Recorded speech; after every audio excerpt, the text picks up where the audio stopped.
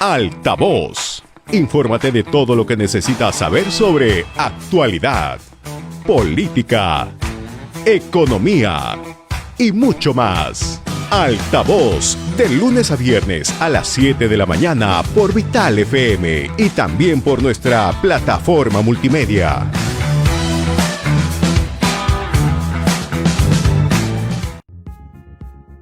Es momento de probar un buen café. Café Solar de Samaniego. En un mundo lleno de oportunidades, los emprendedores buscan algo más. Ruta de éxito. Una hora de propuestas innovadoras que te harán crecer como profesional. Ruta. Por las opiniones vertidas en este programa. Muy buenos días, bienvenidos. Estamos en Altavoz, en Vital, también estamos en Tribu Televisión. Hoy el lunes 21 de octubre del año 2024, mi nombre es Rumi Ceballos, tenemos un programa cargadísimo con noticias, opinión y análisis. Muy buenos días, Aarón Salomón, ¿cómo estás? Buenos días, Rumi, buenos días a todos nuestros oyentes y televidentes. Tenemos como siempre bastante información para compartir y los invito, como es costumbre, a visitar nuestro sitio web www.altavoz.p, donde pueden encontrar noticias, opinión y análisis. Aarón, ya está tibiecito el clima, ¿no? Está cambiando, eso es bueno. Sí, hemos superado una ola de frío que no se veía en años anteriores, pero finalmente estamos entrando al calorcito. Y calorcito también lo que se viene, hoy es la noticia del día. Toledo puede ser condenado a 20 años de cárcel por el caso Interoceánica, porque él es acusado de haber entregado, recordemos, la licitación de los tramos 2 y 3 de dicha carretera a la corrupta constructora Odebrecht a cambio de nada menos de $35 millones. Esto será, atención, a las 2 de la tarde. Efectivamente, en la tarde vamos a estar muy atentos porque, como se sabe nuevamente, lo hemos indicado ya, hoy se conoce esta tarde si la justicia peruana condena o absuelve al expresidente de la República, Alejandro Toledo Manrique, por el presunto delito de corrupción que implica haber recibido dinero de la constructora Odebrecht. Aarón. Sí, y recordemos también, como hemos comentado aquí, que él en su última locución dijo: déjeme morir en mi casa, déjeme curarme, y emuló a Alberto Fujimori al señalar: soy inocente. Soy inocente, dijo. Una paradoja total, ¿no? Así es, definitivamente. Pero también hay una buena noticia, Aarón, ¿sabes por qué? Porque los profesores del SUTEP, del Sindicato Único de Trabajadores de la Educación Peruana, del SUTEP, han levantado la huelga escalonada que había empezado la semana pasada, involucrando a varias regiones del país. Ello luego de reunirse con las autoridades del Ministerio de Educación, quienes se han comprometido a subir el presupuesto para el sector educación. Y esto es una buena noticia porque obviamente estamos a pocos meses de finalizar el año escolar y es importante que los educandos en el país puedan continuar con sus clases. Finalmente las reuniones, porque según tengo entendido han sido varias con los representantes del SUTEP, lideradas por Lucio Castro, y el ministro del Interior y ministro de Educación, Morgan Quero, llegaron a buen puerto y eso beneficia a todos. Rumi, no quiero dejar de comentarte nuestra encuesta de hoy. Para el día de hoy en X, puede participar en ella en altavoz.p, simplemente nos busca en dicha red social. ¿Cuál es la pregunta, Don? ¿Confía en el sistema de justicia del Perú, sí o no? Solamente el 6.3% dice que sí confía y no 93.7%. Y eso se condice con una reciente encuesta de Atum que iremos comentando a lo largo del día, pero quiero darte un adelanto. Según Datum, hay una desconfianza prácticamente total hacia el sistema de justicia, lo cual es peligroso. Señala que la confianza hacia los operadores de justicia está resquebrajada, pues el 87% y 86% no confían en la labor de jueces y fiscales respectivamente. Complicado en un marco de una lucha contra la inseguridad ciudadana, ¿no? Además hay que indicar que efectivamente esta misma encuesta de Datum, publicada para un diario importante en el país, señala que el 86% de la población considera que el gobierno no tiene una estrategia clara para garantizar la seguridad ciudadana. Justamente más del 60% de la ciudadanía no confía en la Policía Nacional del Perú y más del 80% desconfía de los jueces y fiscales, de lo que estábamos hablando hace un momento, Aarón. Claro que es casi el 90%, es decir, de 10 personas, 9 no confían en el sistema judicial del Perú, complicado, y esperemos tener mañana con más coordinación y a Urpi Torrado para que nos comente su última encuesta, que aquí adelantó que habría estas preguntas, ¿no? Efectivamente, hay que indicar además que el 75% de la población encuestada señala que la delincuencia aumentó en su distrito en relación al año pasado. Además, un 19% percibe que esta sigue igual y solo 5% de los encuestados afirma que la delincuencia ha disminuido. Lo concreto es que sí, efectivamente, la delincuencia está subiendo. Como sabemos, están subiendo las extorsiones y esto lo viven cada día los emprendedores en el país. Sí, definitivamente.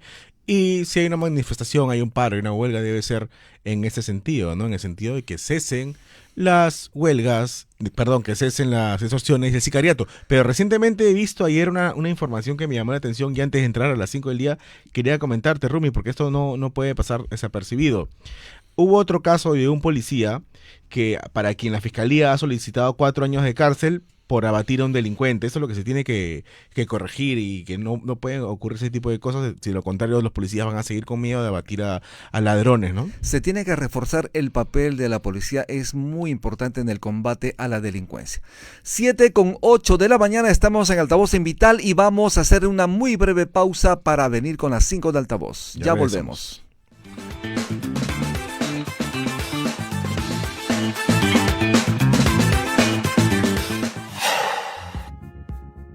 Es momento de probar un buen café. Café Solar de Samaniego.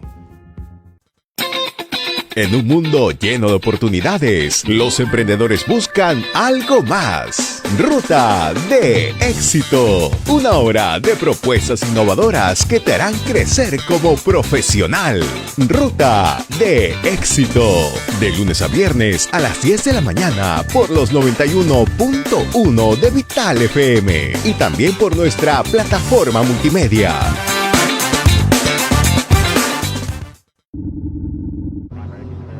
Lopez, main engine status, please. Lopez? Wow. Look at this, McKay.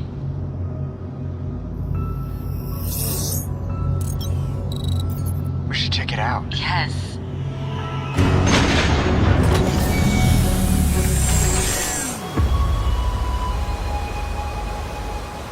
Wow.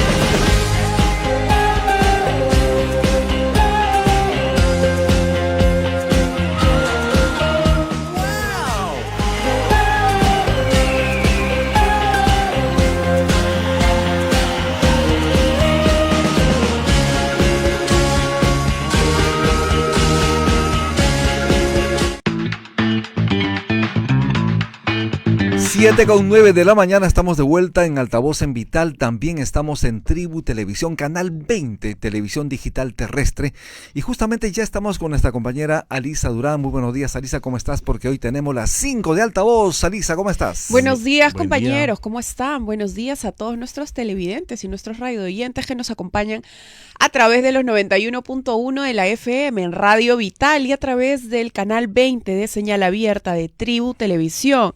Altavoz pone al alcance las 5 principales noticias que debes revisar para iniciar tu día bien informado. Empezamos con la primera noticia. El gobierno de Estados Unidos amplía solicitud de extradición contra Alejandro Toledo por el caso Ecoteva. La Oficina de Cooperación Internacional y Extradición de la Fiscalía de la Nación informó que el gobierno de Estados Unidos accedió a esta solicitud de ampliación de extradición del expresidente Toledo, quien fue presidente del 2001 al 2006 por el caso Ecoteva. Cabe notar que sobre el expresidente y su esposa, Eliam Karp, pesa una orden de prisión preventiva en su contra por 18 meses. Por este caso, además, eso fue dictado el pasado 17 de abril del año 2017 por el 16º Juzgado Penal de Lima. Pero también, según la acusación del equipo especial Abajato, Alejandro Toledo Manrique habría recibido hasta 35 millones de dólares. No estamos hablando de poca cosa, son 35 millones de dólares en coimas, es decir, dinero mal habido, Aarón. Totalmente. ¿Sabes qué me llama la atención, Rumi, en este caso? Que no haya una organización criminal, ¿no? Porque está bien, hoy día Toledo va a ser condenado, pero ¿acaso él podía haber hecho esto solo? No, de ninguna manera. Y me parece que han apuntado mal en este caso los fiscales, pero bueno, al menos se va a castigar a la cabeza. Alisa Durán, la segunda de altavoz.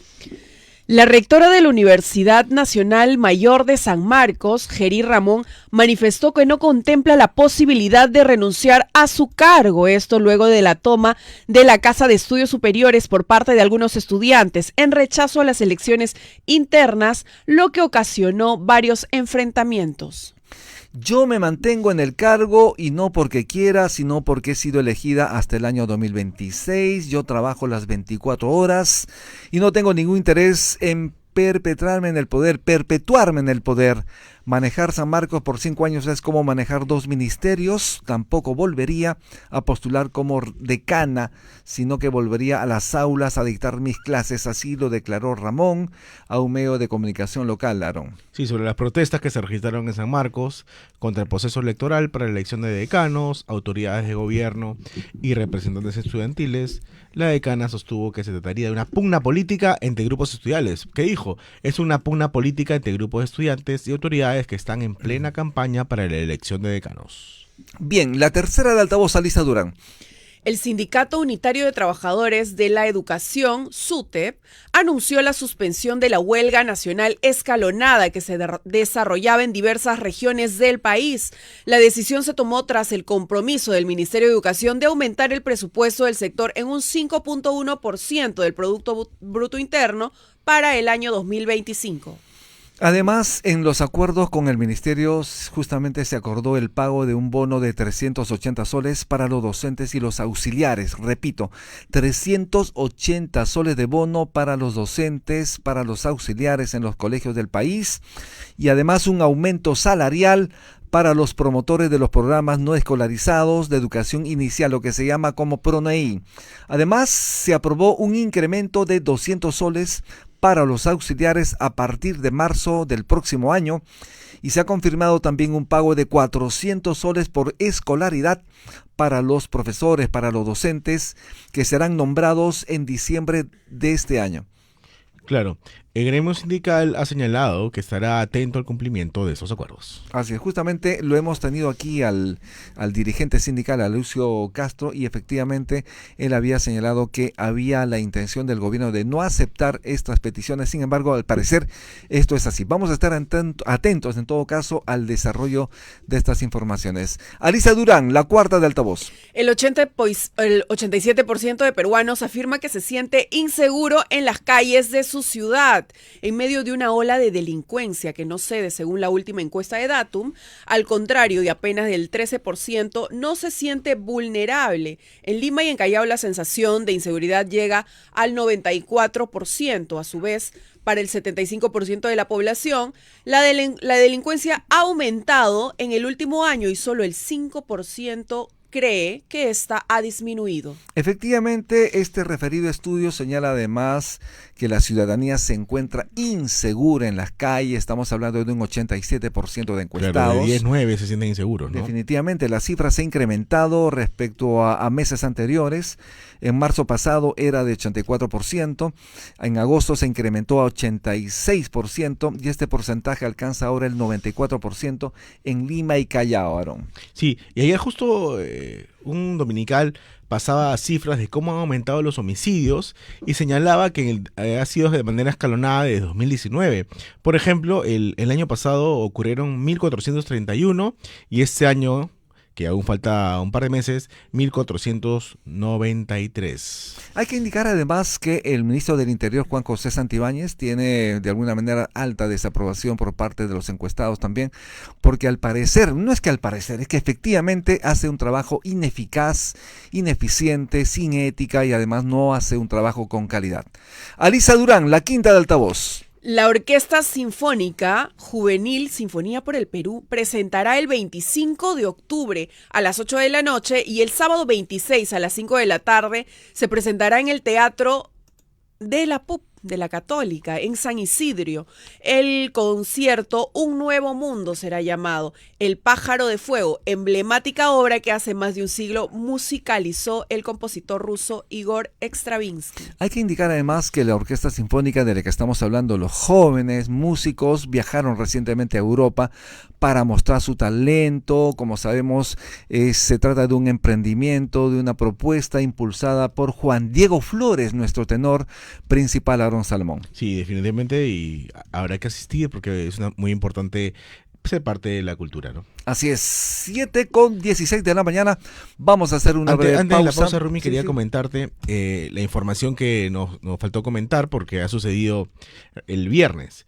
A ver, el Tribunal Constitucional rechazó la demanda competencial del Congreso contra el Poder Judicial, la cual planteó el Congreso por fallar a favor de Inés Tello y Aldo Vázquez. El problema de esto es que nos deja una nebulosa, es decir, el Poder Judicial puede o no revertir las decisiones que se toman en el Congreso apelando a sus atribuciones exclusivas y incluyentes. Todo indica que sí, como señaló la portada de La República el último domingo. Así es, vamos a estar entonces atentos. Además, tenemos invitados con quienes vamos a hablar sobre el tema. 8:17 de la mañana, hacemos una muy breve pausa y retornamos. Ya hablemos.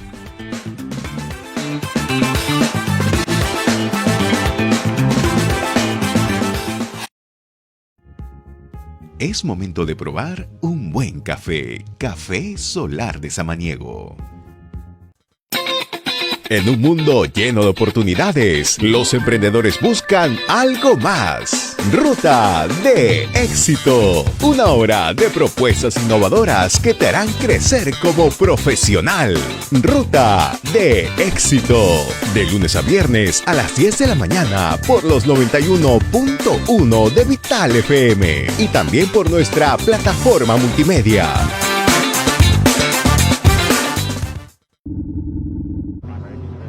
Lopez, main engine status, please. Lopez? Wow. Look at this, McKay.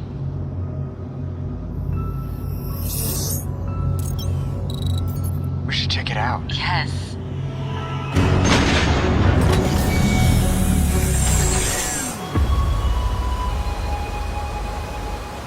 Wow.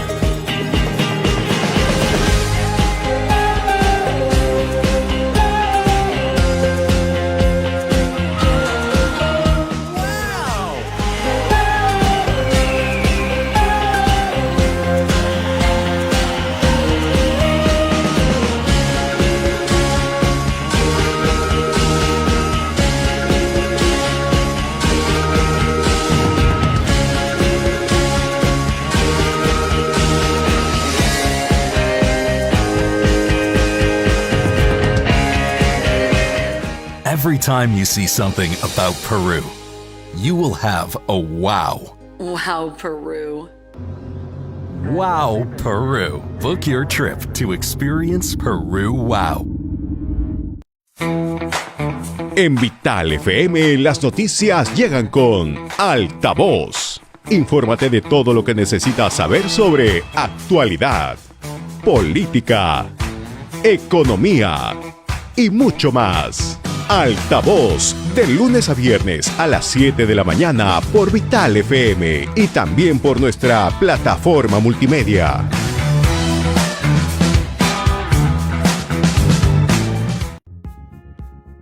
Es momento de probar un buen café. Café Solar de Samaniego. En un mundo lleno de oportunidades, los emprendedores buscan algo más. Ruta de Éxito. Una hora de propuestas innovadoras que te harán crecer como profesional. Ruta de Éxito. De lunes a viernes a las 10 de la mañana por los 91.1 de Vital FM. Y también por nuestra plataforma multimedia.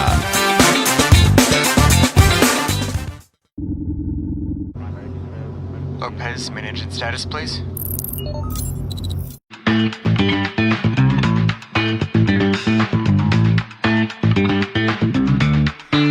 7:20 de la mañana, estamos de vuelta en Altavoz en Vital y ya tenemos aquí a nuestro invitado, el doctor Andy Carrión, abogado penalista. Muy buenos días, bienvenido a Altavoz en Vital. Buen día, pero doctor. también estamos en televisión, le cuento. Estamos en el canal 20 a través de Tribu Televisión. Muy buenos días. Muy buenos días, Romy, Aarón, y gracias por la invitación. Buen día. Bien, lo primero que quería preguntarle precisamente es sobre este tema, y es que hay cambios, y es que el Tribunal Constitucional, con una votación de 4-3, ha decidido que los jueces del Poder Judicial estén facultados para revisar los actos del Congreso, en particular aquellos relacionados con esos procesos de acusación constitucional a priori. ¿Qué le merece a usted este tema?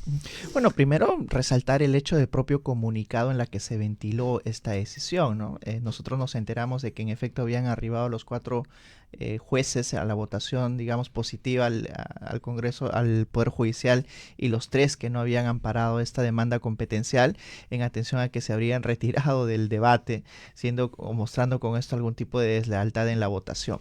Pero más allá de ello, yendo al fondo del asunto, ello ya significa de que en adelante los actos que emita el Congreso de la República, incluyendo acusaciones constitucionales, destituyendo a determinados funcionarios públicos como miembros de la Junta Nacional de Justicia, etcétera, van a estar siempre a cargo del Poder Judicial. Lo que señaló incluso la presidenta del Poder Judicial en alguna entrevista que tuvo es de que no se podría garantizar un adecuado funcionamiento del Congreso de la República, es que no se tendría un poder externo al propio Congreso que pueda precisamente vigilar y supervisar este tipo de acciones. Pero el problema viene, y espero que dentro de poco den a conocer el íntegro de la decisión, de cuáles son los candados específicos. Claro. En cualquier circunstancia puede el Poder Judicial realizar un control del Congreso de la República, o únicamente en tanto se violen derechos fundamentales de quienes son destituidos. Y si la respuesta es únicamente en tanto se violen estos derechos fundamentales, tendríamos que conocer cuáles son los criterios específicos, porque todos los que en adelante vayan a ser destituidos por el Congreso de la República, sancionados, etcétera, van a alegar de que se han violado sus derechos fundamentales. Y ese es un candado peligroso, ¿no? Claro, se ha abierto una caja de Pandora a mi juicio, porque si es que entramos a lo que usted señala, entonces un presidente vacado puede presentar algún tipo de acción de amparo ante el Poder Judicial y retornar a su cargo. Un ministro censurado podría retornar a su cargo también, No, y alegando todos, que se violaron sus derechos fundamentales. Claro, y todos dentro de esta lógica de que el Congreso actúa de manera arbitraria, ¿no? Pero si es que uno analiza ya la perspectiva desde el legislativo, pues constitucionalmente ellos tienen también las facultades de sancionar, por ejemplo, un ministro, de recusar algún tipo de funcionario, inhabilitar a un alto miembro de la funcionario, JNJ, ¿no? inhabilitar o destituir a un miembro de la Junta Nacional de Justicia. Y además hay algo importante que espero que se dé en esta discusión interna, y es las competencias propias que siempre le roban al Congreso de la República. Son decisiones políticas. Entonces, estos criterios de garantía judicial deben también de aplicarse a consideraciones políticas, porque el Congreso de la República, por consideraciones políticas nada más, podría, por ejemplo, censurar a un ministro. Y el ministro luego ir donde el Poder Judicial, claro, y decir, oye, es que no solo valen las consideraciones políticas, sino que yo requiero estas garantías judiciales para que se pueda someter a censura a mi despliegue profesional o del ministro. Entonces, yo creo que esas son las circunstancias que en rigor el Tribunal Constitucional tiene que solucionar. Yo creo que ahora ha sido simplemente un parche a una circunstancia muy puntual, pero si es que no lo hacen en adelante, este conflicto de competencias va a arreciar. ¿no? ¿Y en Porque qué situación nos encontramos ahora con este fallo del TC? Bueno, que todo está en nebulosa, todo es una incertidumbre. Han desaprovechado en el Tribunal Constitucional una oportunidad invaluable de poder dejar sentadas las bases de en qué circunstancias sí puede ampararse o no una decisión propia que emite el Congreso de la República, ¿no? Yo esperaba mucho más, la verdad, pero en lugar de consensuar algún tipo de solución, lo que nos ha mostrado el Congreso de la República es más bien cómo puede discrepar de manera pública respecto a estos temas. Yo espero que en adelante, porque no solamente es la única decisión que se va a someter a un conflicto competencial al Tribunal Constitucional, vienen otros, pero ya con este derrotero que 4 magistrados del Tribunal Constitucional nos han mostrado, ello significa de que van a permanecer el estado de cosas hasta que al menos culmine esta gestión del Tribunal Constitucional, salvo alguno de ellos pueda revertir la situación y convertirse ya no 4-3 en contra, sino 4-3 a favor. ¿Esto puede ser revisado, en todo caso, la decisión del Tribunal Constitucional? Ya no puede ser revisado, Claro si bien sí, es cierto, es cosa pueden juzgada. digamos, solicitar la revisión propia del caso, pero ya simplemente para cuestiones de orden material, ya no para cuestiones de fondo. ¿Y su aplicación rige desde cuándo? Desde que publican al día siguiente de la publicación de la integridad de la resolución. En este caso, entonces, el Congreso debe allanarse a la decisión del Tribunal Constitucional. Sí, de hecho ya lo ha señalado el propio presidente del Bueno, Congreso ¿no? de la República, Así de es. que a ellos no les queda otra opción más que respetar la decisión del Tribunal Constitucional. Ahora, es evidente de que el conflicto también va a arreciar ahora entre el Tribunal Constitucional y el Congreso de la República, porque ya algunos congresistas han adelantado también de que pueden acusar constitucionalmente a los propios miembros del Tribunal Constitucional. Uy, se ¿no? viene una guerrita entonces. Sí, yo creo que va a, digamos, intensificarse de algún tipo este conflicto, ya no entre el Ejecutivo y únicamente el Congreso o la Junta Nacional de Justicia y el Congreso, sino que hay un nuevo actor que es el Tribunal Constitucional. Es decir, tu Tribunal Constitucional das una norma, en todo caso una decisión que me desfavorece, por lo tanto yo te puedo aplicar sanción. Sí, y ese es el problema que hemos tenido durante muchos años en nuestro país, ¿no? Porque cuando se emiten decisiones en el Poder Judicial en contra del Congreso de la República, pues el Congreso de la República ha reaccionado de manera airada. ¿Esto se llama venganza? Sí, al fin de cuentas sí, ¿no? Porque recordemos de que también estos miembros del Tribunal Constitucional han sido elegidos por este Congreso de la República. Claro que sí. Entonces, de una u otra manera, ellos al momento de evaluar quiénes se iban a conformar el Tribunal Constitucional han tenido que hacer una proyección respecto a las tendencias que tendrían estos miembros del Tribunal Constitucional. Y si lo han hecho de manera errada, negligente o simplemente los tribunos han cambiado de posición al asumir estos puestos en el Tribunal Constitucional, es una consecuencia que el Congreso de la República tiene que asumir. Es como cuando a veces nosotros nos quejamos de elegir a, digamos, un político y luego que el político no cumpla con las promesas, pues finalmente nosotros lo elegimos, ¿no? El Tribunal Constitucional en este caso se ha volteado en todo caso al Congreso de la República, porque como usted lo dijo perfectamente, fueron elegidos por el Congreso. Sí, yo creo que es una buena interpretación de Rumi, porque anteriormente en el caso Defensor del Pueblo había determinado prácticamente que los mismos magistrados, salvo Monteagudo y otros, que se respete las facultades exclusivas y excluyentes del Parlamento. ¿Por qué se ha variado este sentido de votación? No, de hecho incluso la tendencia iba a que le iban a dar más bien la razón al Congreso de la República frente al Jurado Nacional de Elecciones, pero a veces nosotros no sabemos La Junta Nacional de Justicia. la Junta, perdón, pero a veces nosotros no sabemos qué se maneja la interna, ¿no? Digamos, qué postura nuevamente van a tomar algunos miembros del Tribunal Constitucional, pero ya con estos 4 votos han dejado sentado cuál va a ser la tendencia en adelante. Yo creo que este conflicto del cual estamos hablando ahora se va a intensificar, porque ya el Congreso de la República no va a confiar en el Tribunal Constitucional, en que le va a dar siempre la razón respecto a algunos conflictos competenciales. Y ojo que este tema del conflicto competencial era uno de los más importantes que tenía el Congreso de la República pendiente de solucionar, porque de alguna manera es como que le han quitado la autoridad al Congreso de la República, claro. Y luego en adelante las sanciones, instituciones, etcétera, contra altos funcionarios ya no van a funcionar como hasta ahora. ¿Usted qué augura? Entonces, como señaló mi compañero Rumi, una guerra entre el TC y el Congreso. Yo creo que sí, ¿no? Habría que ver cuál va a ser la postura de los miembros del Tribunal Constitucional en adelante, pero como les dije, ya las otras cuestiones jurídicas que se van a someter a competencia del Tribunal Constitucional son menos importantes que esta. Esta película se llamaría El Imperio Contraataca. El Imperio Contraataca entre poderes del Estado, ¿no? Sí. Así es. 7:29 de la mañana, estamos en Altavoz en Vital, estamos conversando con el abogado penalista Andy Carrión. Yo quería preguntarle, las críticas del doctor Gustavo Gutiérrez Tixe es que la decisión se tomó solamente con 4 votos, en el sentido del quórum, que no había quórum necesario para la votación. Pero otros señalan que desde que se inicia el debate, es ahí cuando tiene que contarse el quórum, no cuando se realice la votación. Yo creo que hay una serie de errores y de mala fe de algunos Porque el quórum miembros es 5, del ¿no? Tribunal Constitucional. No, el quórum es 5, pero vayamos al origen, ¿no? ¿Por qué Gutiérrez Tixe, el tribuno, ha salido a declarar, incluso a deslegitimar esta votación?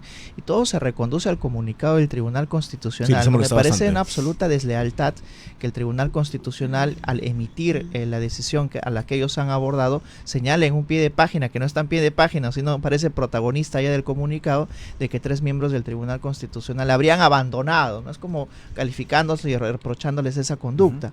Y claro, lo lógico es que ahora salgan, digamos, estos 3 miembros que supuestamente han abandonado la votación, que son Gutiérrez Tixe, Morales y Hernández, ¿no? Que habrían abandonado la votación.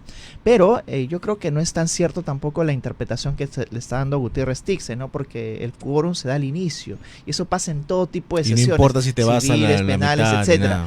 Puede que a la mitad de la votación uno u otro miembro abandonen. Eso pasa en el Congreso recurrentemente. No, y en el Congreso pasa, es usual más bien, ¿no? Que los congresistas que no están de acuerdo no estén presentes en la votación. Y lo mismo sucede también en el Tribunal Constitucional. Si al inicio existe el quórum necesario, da igual que al final se retiren y no lleguen a una votación, podrían volver a llamar a otra sesión, pero ya el quórum se logró. Y eso es lo que se logró, porque aquí participaron todos, ¿no? Y es más, existen y deben existir actas. El mismo tribuno Gutiérrez Tixe ha dicho de que va a solicitar las actas, etcétera, de cómo ha sido la sesión. Y yo creo que ahí va a poder corroborarse de que en efecto sí había el quórum necesario al inicio. Alicia Durán, tu pregunta. Sí, también el magistrado Gutiérrez Tixe menciona que el magistrado Pedro Hernández había presentado una ponencia que proponía que se declare fundada la parte demandada. Sin embargo, esta ponencia no ha sido sometida a votación. Pero por lo contrario, la magistrada Luz Pacheco menciona que sí. Entonces, hay acá un problema con las percepciones o lo que realmente ha pasado dentro de esta votación. ¿Qué es lo que pasa? Y este es un punto importantísimo para que lo conozcan los televidentes y radioyentes, ¿no? Nosotros tenemos al día de hoy 3 tribunos que han participado dentro de este cónclave, ¿no? Y se supone que quien lleva la ponencia es quien tiene la posición mayoritaria. Someten a votación esta ponencia y dicen, bueno, ganaron 4 y los 3 que no han podido ganar realizan una ponencia alternativa. Sin embargo, en este caso, y eso lo declararon no solamente la presidenta del Tribunal Constitucional, sino también el mismo Gutiérrez Tixe, señalaron de que no tenía mayoría esa ponencia en la que le iban a dar la razón al Congreso de la República. Entonces, al advertir ello, lo que dijeron, bueno, entonces la ponencia que halaga la posición mayoritaria. Pero hay un punto que yo creo que han sacado al caballazo. Así sea una ponencia minoritaria, esto tiene que ser sometido a votación dentro del Tribunal Constitucional. No valen esas delegaciones ad hoc, en el sentido de que ya no somos minoría y entonces tú elabora más bien la ponencia mayoritaria. Y eso pasa en todos los ámbitos, no solamente en el Tribunal Constitucional, sino también en el Poder Judicial, cuando 3 jueces, por ejemplo, quieren decidir una causa, pero resulta que quien tiene la ponencia se queda solo. Y los otros 2, pues los otros 2 tienen que realizar alternativamente también una ponencia en la cual por mayoría se tome la decisión y el sentido a los que ellos han arribado. O sea que aquí, para concluir, ha habido una irregularidad en el procedimiento, pero que desde mi perspectiva no es anulable, digamos, todo el proceso. Eso le iba a preguntar. ¿No? Eso quiere decir que si hay vicio en el proceso, ¿esto puede ser nulo o no, anulable? Desde mi perspectiva no es anulable. O sea, sí existe alguna irregularidad en el procedimiento porque debió votarse esa ponencia. Bueno, se está cumpliendo con la forma. Con la forma, da igual que el ponente es el único de verdad que ampare, ¿no?, su posición y que los otros 6 pues estén en su contra, pero eso debió de someterse a votación. Pero hay cuestiones tácitas también dentro de las votaciones, en el sentido de que ya se supone que se ha cedido la votación, se ha cedido la ponencia a la posición mayoritaria, pues entonces se entiende que tácitamente también ya han votado en contra de esta posición. Pero todo eso se da siempre en la negociación propia y en la decisión en la que se encuentran los 7 magistrados en el cónclave decisional. Pero aquí han habido ciertas deslealtades que ya están tratando de dinamitar más bien la votación de uno y de otro lado, ¿no? De un lado, tratando de mantener estos 4 votos por los cuales han descartado la demanda del Poder Legislativo, y por otro lado los 3, aunque por ahora solo se ha pronunciado uno de ellos, de tratar de dinamitar esta votación y que digan que es nulo, ¿no? Porque eso es lo que él también ha señalado, de que aquí él va a pedir las copias, de que no se debió nunca proceder a votación y que es nula esta votación, pero desde mi perspectiva no es así. Doctor Andy Carrión, vamos a hacer una breve pausa y retornamos. Estamos en Altavoz en Vital 91.1 FM de tu dial, pero también estamos en televisión digital terrestre, Canal 20, Tribu TV. Ya volvemos. Ya volvemos.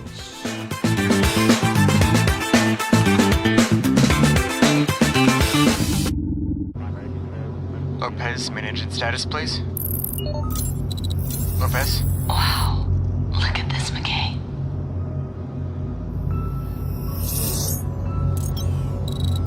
We should check it out. Yes.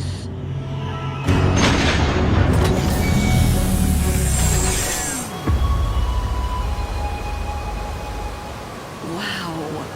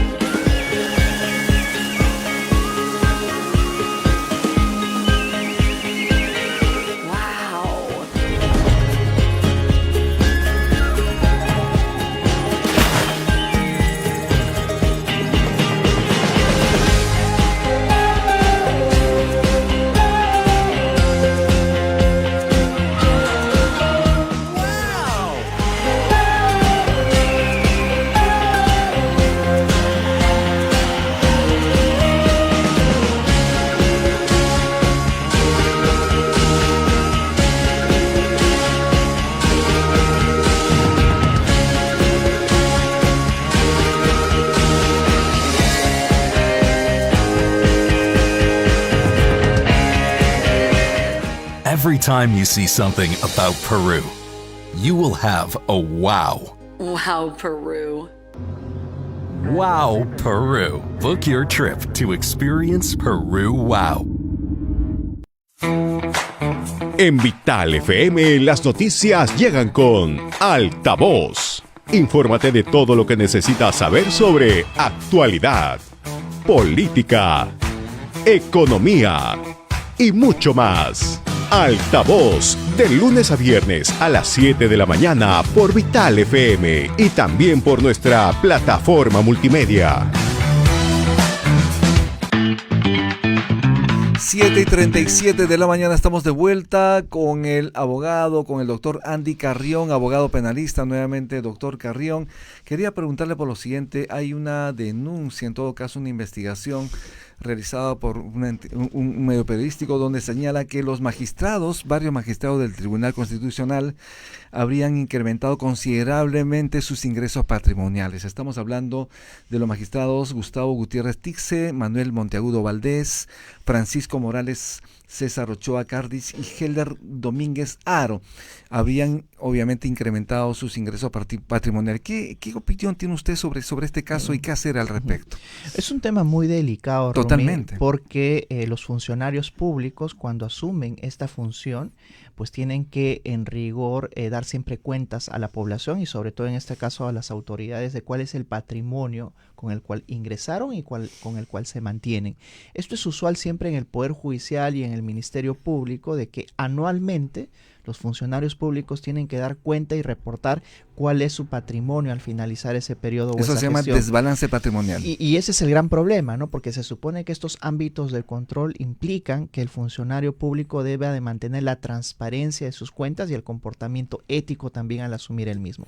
El día de hoy, como tú bien has señalado, Rumi, ya sabemos de que existen al menos tres magistrados de la Corte del Tribunal Constitucional, que incluso uno de ellos habría hasta incrementado en 600% su patrimonio, ¿verdad? 636% estamos hablando del magistrado Gustavo Gutiérrez Tixe, presuntamente, ¿no? Y eso es algo que en definitiva podría eventualmente ameritar una investigación, porque la pregunta es a título de qué se ha incrementado ese patrimonio. Y el problema fundamental es que si ese patrimonio se ha visto incrementado desde que asumió la función pública, entonces implica, en primer lugar, de que existe un incremento inusitado patrimonial. Y en segundo lugar, lo que tendría que hacer en este caso la autoridad es identificar si ese incremento patrimonial se ha debido o no alguna circunstancia regular o irregular, que ya implicaría en otros funcionarios, por ejemplo, el delito de tráfico de influencias. Aquí todavía no lo estoy afirmando, estoy hablando en términos hipotéticos a raíz precisamente del incremento patrimonial. Así es. Pero no solamente le alcanza a él, ¿no? Sino también a los otros funcionarios. Estamos hablando, por ejemplo, en el caso del magistrado Manuel Monteagudo Valdés, tendría un incremento en eso de 160%. Estamos hablando también de Francisco Morales Arabia, de más de 80%, de Helder Domingos Jaro, que registraría un incremento patrimonial de 10%, y César Ochoa Carditz habría reportado un aumento de 9%. En algunos casos más de 600%, en algunos casos muy bajito, 9%. Sin embargo, sigue siendo un incremento patrimonial. Ahora, también ahí se debe decir algo, ¿no, Rumi? Se supone que los miembros del Tribunal Constitucional, cuando ingresan a esta función pública, pues es evidente que tienen que incrementar su patrimonio, ¿no? Porque, digamos, los honorarios que reciben no son tampoco tan bajos. Por supuesto. Pero de ahí a que exista un incremento patrimonial inconmensurable, como es el de 100, 200, 600%, pues existe ya alguna sospecha de dónde provienen estos dineros. Por ahora, eso al menos debe de quedar en el ámbito administrativo, es decir, ellos tendrían la obligación como funcionarios públicos de justificar, ¿no? Porque, por ejemplo, estos 200 o 300% de incremento podría deberse a que recibieron de pronto una herencia pues de un familiar, ¿verdad? Ahí tienen que incorporar la casa, Tienen el que carro, sustentar, obviamente, y tendrían el que incremento. sustentarlo. Yo creo que si sustentan adecuadamente este incremento patrimonial, pues no habría ningún inconveniente. ¿Cuánto gana un magistrado del TC? Alrededor de 45,000 soles, ¿no? Alrededor de 45,000 entiendo que ganan los miembros de la Junta Nacional de Justicia. Ahorita son los que por más alto rango se encuentran, y luego vienen los miembros del Tribunal Constitucional, ¿no? Es por eso que también es muy apetitoso este puesto dentro de la función pública. Pero yo creo que esto amerita, al menos por ahora, de que sean estos miembros del Tribunal Constitucional quienes justifiquen ante la población del por qué este incremento porcentual de su patrimonio, más aún cuando está directamente relacionado desde el momento mismo que asumen la función pública, ¿no? Claro. Y ese es un punto importante que por ahora, y repito, en el ámbito administrativo deberían dar cuenta, porque si de verdad se encuentra bien justificado, pues estas cifras no necesariamente serían irregulares, sino que faltaría información y que ellos viertan a la población la información. ¿Y usted qué le parece que el Congreso haya aprobado reducir de 5 a 4 los votos necesarios para fallos en procesos competenciales? Yo creo que ya el Congreso de la República se proyectaba a esta votación, ¿no? A la votación que... Igual no iba a llegar, ¿no? No iba a llegar, pero al menos quizás dentro de las negociaciones propias del Tribunal Constitucional le advertían de que iban a ser eventualmente 4 votos. Finalmente fueron 3 los que favorecieron al Congreso de la República. Ahora, tampoco es de que sea irregular, porque he visto a muchos que decían no, que ahora tratan de favorecerse. Si son 7, 4 dentro en la del mayoría. Tribunal Constitucional. Pero uno, ¿no? recordemos de que antes de esta reforma del nuevo Código Procesal Constitucional, los votos eran 4. Así es que ¿Y no por qué existe... se subió a 8? Bueno, perdón, a 5. No, porque el nuevo Código Procesal Constitucional, dentro de las prerrogativas que tenía, señalaban de que el conflicto competencial, por ejemplo, era una situación que implicaba una mayoría calificada, ¿no? Y que la circunstancia meritaba ese tipo de votaciones. Pero eso recién se incorporó ahora. Lo único que se está haciendo en el Congreso de la República es volver a la votación anterior. Así es que, digamos, no hay ninguna irregularidad. Mayoría, ¿no? Y que es mayoría simple, ¿no? Como debiera ser, porque estamos hablando de 7 miembros, son pocos en realidad, ¿no? No estamos hablando de 10 o 15 miembros en las cuales en rigor podría requerirse. ¿Y qué pasa una si hay mayoría 6? calificada? Uno, por ejemplo, no participa, uno se enferma, uno se... Bueno, habría siempre un voto dirimente, ¿no? Digamos de que el presidente podría, en caso de empate, su voto valer por 2, ¿no? Sí, para zanjar ya ese tema del TC y pasar a otros asuntos, entonces usted señala que se ha perdido una gran oportunidad para determinar hasta qué punto el Poder Judicial puede interferir en los asuntos del Parlamento. Que ha terminado muy mal incluso en las formas, ¿no? Porque ya ha transparentado el conflicto interno que en adelante vamos a advertir en el propio Tribunal Constitucional. Ya vemos a unos tribunos pronunciándose en contra de otros descalificando la votación, etcétera. Entonces yo creo que esta armonía, al menos aparente, que se manejaba hasta el día de hoy, se ha roto ya con esta votación. Y con un tema importantísimo para el Congreso de la República, que era el conflicto competencial, ¿no? Así es que en adelante veamos cómo esto se va desarrollando. Porque los magistrados que están en contra de la demanda competencial del Parlamento también deberían sustentar por qué están en contra, ¿no? No, claro que sí. Yo creo que amerita también siempre una sustentación, no solamente por parte de los miembros del Tribunal Constitucional, sino también del Congreso de la República. Pero esta demanda competencial la formuló el Congreso de la República como institución, ¿no? Así es que tanto mayoría como minoría estaban, en rigor la Procuraduría representa al Congreso de la República, todos ellos estaban a favor de plantear este conflicto competencial para que se dilucide, ¿no? De una o de otra manera, Claro. pero es evidente que a la mayoría congresal no le debe haber gustado el sentido de estos votos. Veamos si es que en adelante las demás demandas que se presentan ante el Tribunal Constitucional tienen o no un amparo que restituya quizás esta confianza del Parlamento. Si bien es cierto... Pero a declarar cuando- infundada esta demanda, ¿en qué jurisprudencia nos ceñimos? ¿El anterior sobre el defensor del pueblo donde se respetan y las facultades excluyentes del Parlamento o en esta? No sé. No, el tema es que al plantearse un conflicto competencial, el tenor de la propia demanda implica de que ya en adelante se sigan estos lineamientos. En el tema del defensor del pueblo se hablaba simplemente de una irregularidad en base a la Constitución o no de la decisión a la que había arreglado el Congreso de la República, pero no era por sí mismo un conflicto competencial en que sí delimite los principios que en adelante se van a ir manejando. Puede cambiar el sentido jurisprudencial que se ha tomado ahora, por supuesto, pero todo ahora se soluciona a punta de votos. Así es. 7:45 de la mañana. Quería preguntarle lo siguiente, doctor Andy Carrión. Hoy se sabe si la justicia peruana condena o absuelve al expresidente Alejandro Toledo Manrique por este presunto delito de haber recibido dinero de la constructora Odebrecht. ¿Cuál es su tenor? ¿Qué opina usted sobre el asunto? De todos los casos vinculados a la constructora Odebrecht, a la empresa brasileña Odebrecht, yo creo que este es uno de los casos más sólidos, ¿no?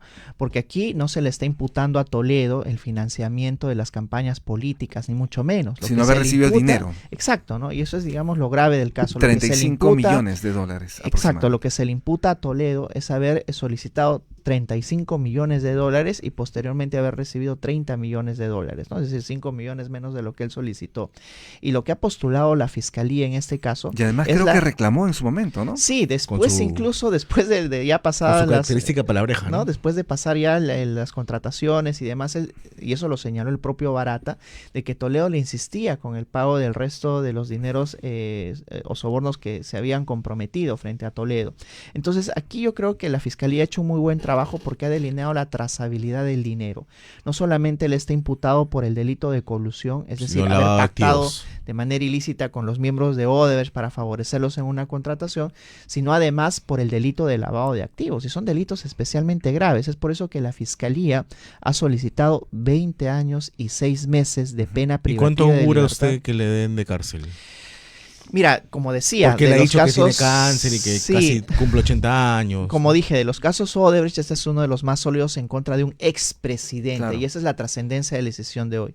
Yo creo que la abrumadora consecución de pruebas que ha tenido este caso augura una sentencia condenatoria por los dos delitos, ¿no? Es poco probable de que el tribunal, si llega a la conclusión de que sí cometió el delito de colusión, diga, bueno, pero lo del dinero no lo vamos a ver, ¿no? O bien es uno o bien es otro. No, tienen que ser ambos. Y yo creo que aquí sí van a emitir una sentencia condenatoria por ambos ¿Ejemplar? delitos. Y yo diría ejemplar ¿Se dentro del suman las marco. penas? Sí, es por eso que la Fiscalía ha solicitado 20 años y 6 meses, Claro. ¿no? Lo ha solicitado por los dos delitos. Entonces, ahora, el tribunal tiene la posibilidad de no imponerle los 20 años que solicita, sino quizás una pena menor o incluso una pena mayor, de acuerdo a lo que el tribunal considere. Pero lo que Y- sí es cierto que de todas maneras va a ser condenado a prisión. Yo creo que sí, ese riesgo es real, es Claro. altamente probable de que sea condenado, pero también para la medición de la pena lo que hacen los jueces de un tribunal es señalar, por ejemplo, si ha tenido o no antecedentes, la edad, la enfermedad que pueda tener a cuestas, y eso puede hacer de que eventualmente reduzca la cantidad de años, porque algunos otros periodistas me consultaban, por ejemplo, si es que él podría más bien de tener una prisión domiciliaria o los grilletes electrónicos. El problema es de que eso no se permitió incluso contra Fujimori, ¿no? Teniendo él las enfermedades supuestamente terminales, teniendo Claro. la edad también que él ostentaba, mayor a Alejandro Toledo, y entonces menos se va a poder realizar eso con Alejandro Toledo. Así que si el tribunal llega a la conclusión de imponer una sentencia Va a condenatoria, ser efectiva. digamos, de 20 años, lo que está solicitando, O 10, va a ser, digamos, ¿no? va a ser efectiva, ¿no? Y él va a tener que purgar esta cantidad de años dentro del penal. Pero en Sí. este caso, por ejemplo, no ha estado solo. Al parecer no ha estado solo el expresidente Claro, Alejandro Toledo. ese O sea, no era nuestro ¿quién es más? cuestionamiento, ¿no? Porque no había Efectivamente. organización criminal en este caso.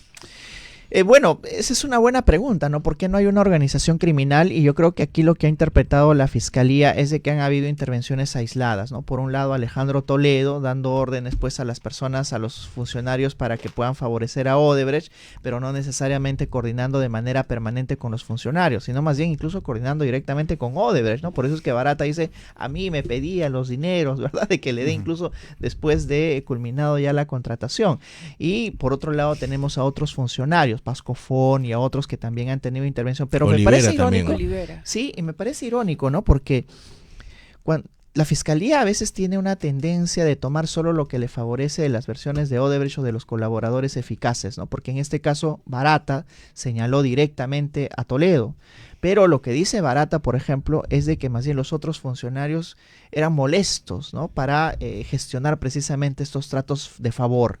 Pero resulta que esa parte de descargos, digamos, contra los demás imputados, la Fiscalía no lo ha tomado tanto así y es por eso que incluyó a los otros funcionarios, ¿no? Pero si tomamos en cuenta únicamente lo que dijo Barata, pues implicaría condenar a Alejandro Toledo, pero también absolver a los demás. Y veamos por eso la importancia de la decisión del día de hoy. Perfecto, doctor. Muchas gracias. Muchísimas gracias, doctor Andy Carrión. Gracias por estar nuevamente en Altavoz en Gracias Vital. a ustedes. Muy buen Antes día. de irnos, su despedida de las audiencias. Bueno, invitarlos como siempre a ver este interesante programa y dar mis buenos días a todos los que están conectados. Háganle caso al doctor Andy Carrión. No se vaya, ya regresamos en breve. Ya volvemos.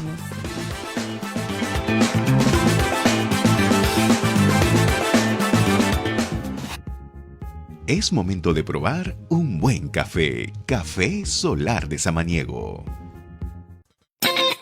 En un mundo lleno de oportunidades, los emprendedores buscan algo más. Ruta de éxito. Una hora de propuestas innovadoras que te harán crecer como profesional. Ruta de éxito. De lunes a viernes a las 10 de la mañana por los 91.1 de Vital FM. Y también por nuestra plataforma multimedia.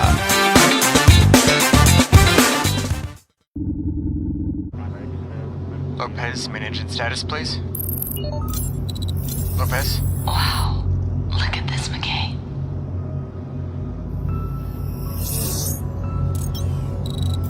We should check it out. Yes.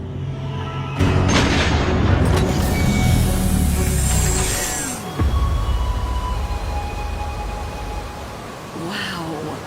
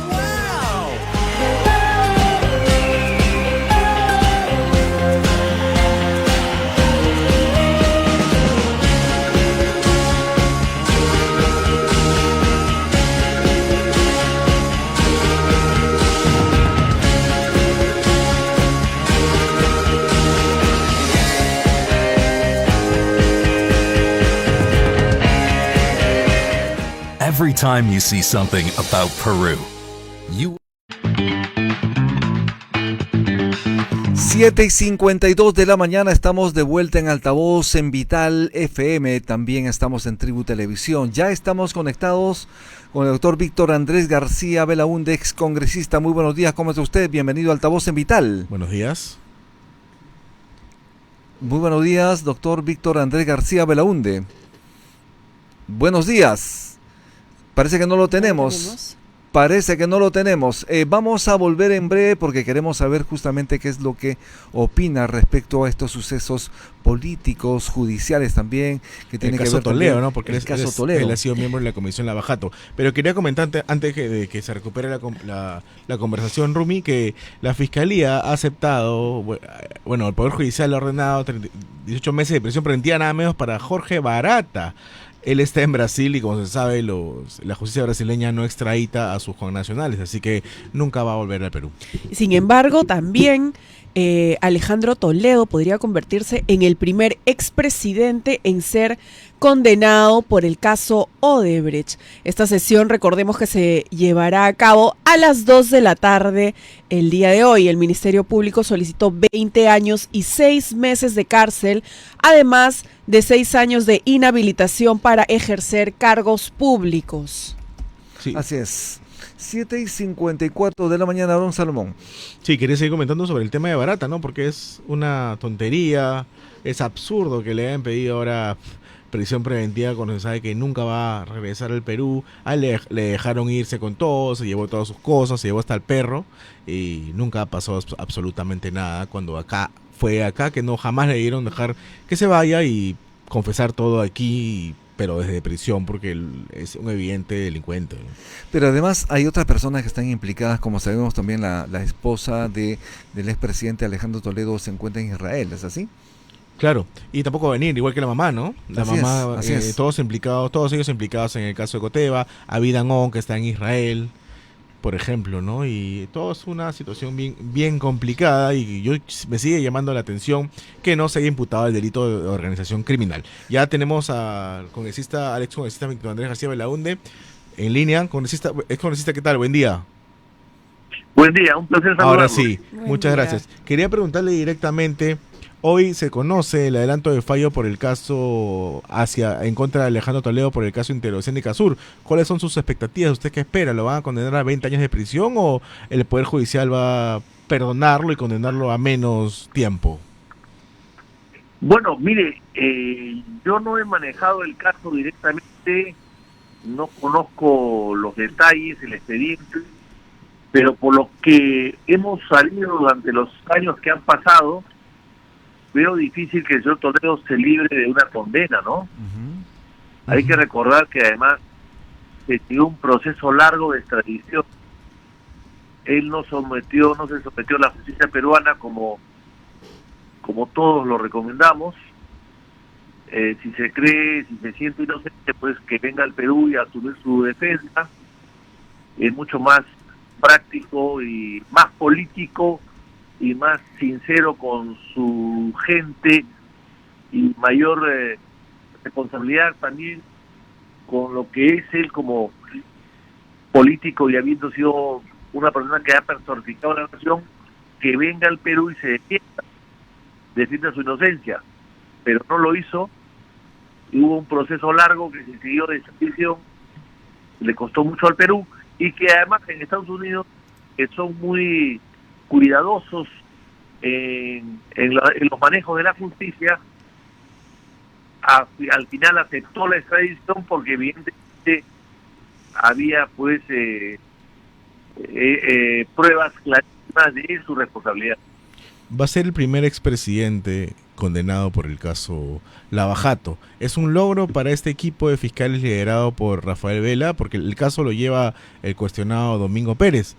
Pero ¿acaso no sé, usted qué piensa? ¿El caso ya estaba armado? ¿Cualquier fiscal ha podido conseguir la condena? Cualquier fiscal, en este caso cualquier fiscal. No sé si en otros, pero en este caso es tan claro.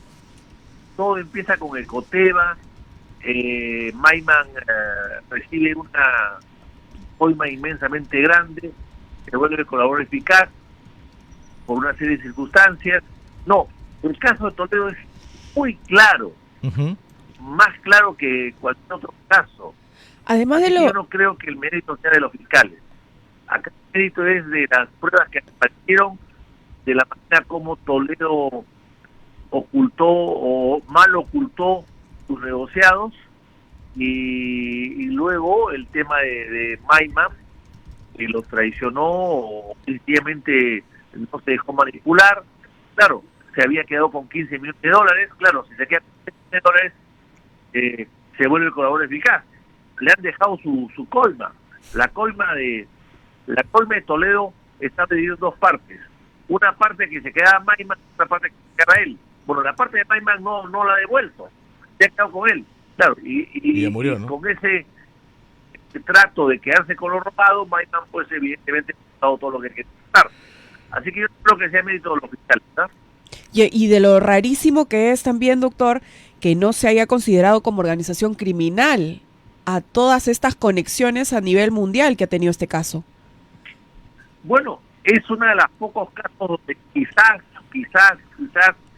se ha podido, efectivamente, como usted bien dice, colocar el título de organización criminal, porque claro, era una organización internacional. Estaba Dan Anon, que fue jefe de seguridad israelí, clima, inédito que coloquen a un extranjero israelí jefe de la Policía de Seguridad del presidente de la República.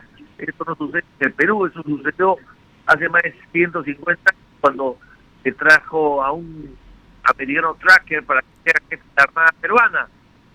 Eso no sucede, no es normal y natural. Y luego Maiman, un peruano judío, más judío que peruano, que fue el artista, todo, el que creó todo, el inteligente, ¿no?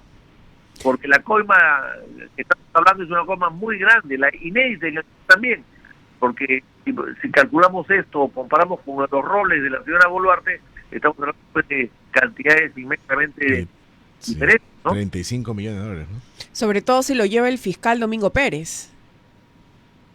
Exactamente. Yo no creo que la cantidad que ha actuado de acuerdo a lo que tenía que hacer. Cualquier fiscal hubiese logrado lo mismo y de repente más rápido, porque han pasado varios años, ¿ah? Así es. Y una larga extradición que costó mucho al Perú, ¿no? Y así no creo que haya sido una labor extraordinaria de los fiscales. Aarón Salomón. Que el fiscal lo hubiese hecho igual y quizás hasta mejor. Para culminar, porque tenemos un poco de problemas de comunicación, señor García Belaúnde, ¿usted qué opina de que le hayan dictado al Poder Judicial 18 meses de prisión preventiva en contra de Barata, sabiendo que él es un ciudadano brasileño y no hay un tratado de extradición para los ciudadanos brasileños, ¿no? Brasil no extradita a sus ciudadanos. Sí, pues me parece un saludo a la bandera, ¿no? El Poder Judicial y el Ministerio Público quieren lavarse la cara de la tontería que han hecho con Barata antes, ¿no? Se le permitió todo. Así que yo creo que es una lavada de cara nada más. Y un saludo a la bandera. De otro lado, doctor, como sabe perfectamente, es probable que la justicia le imponga esos 20 años contra Alejandro Toledo. Sin embargo, hay consideraciones respecto a su salud, a la edad de Alejandro Toledo, y esto podría incidir en la ejecución de la pena. ¿Qué opinión tiene usted al respecto? Mire, yo soy de opinión que los presidentes, en general las personas que están enfermas no deberían morir en cárcel, ¿no? Hemos visto cómo el presidente Leguía murió encarcelado. Tenía 72 años de edad y parecería cáncer de próstata en su momento, y sin embargo nunca lo liberaron y murió preso en un hospital, pero estaba con policía afuera, preso.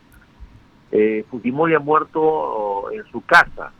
Bueno, me parece que en general las personas, y más aún los que han representado a la nación, no deberían morir presos, ¿no? Deberían morir en sus casas en caso de que tengan enfermedad. Así es. Bien, vamos a estar entonces atentos al desenlace, a lo que decida hoy la sala correspondiente en el Poder Judicial respecto al caso de Alejandro Toledo. ¿Algunas recomendaciones, doctor Víctor Andrés García Belaúnde?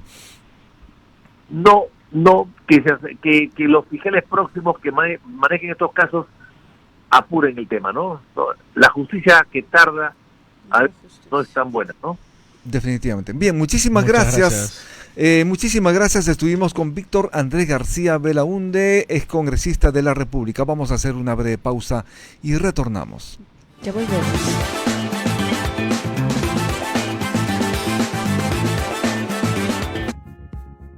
Es momento de probar un buen café. Café Solar de Samaniego. En un mundo lleno de oportunidades, los emprendedores buscan algo más. Ruta de Éxito. Una hora de propuestas innovadoras que te harán crecer como profesional. Ruta de Éxito. De lunes a viernes a las 10 de la mañana por los 91.1 de Vital FM. Y también por nuestra plataforma multimedia.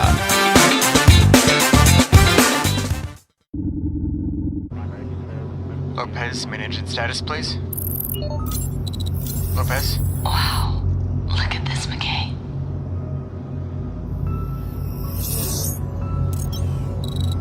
We should check it out. Yes.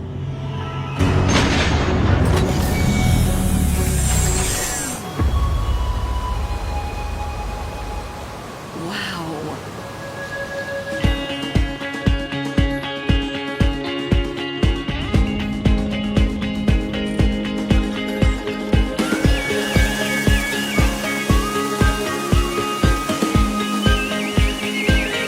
Wow.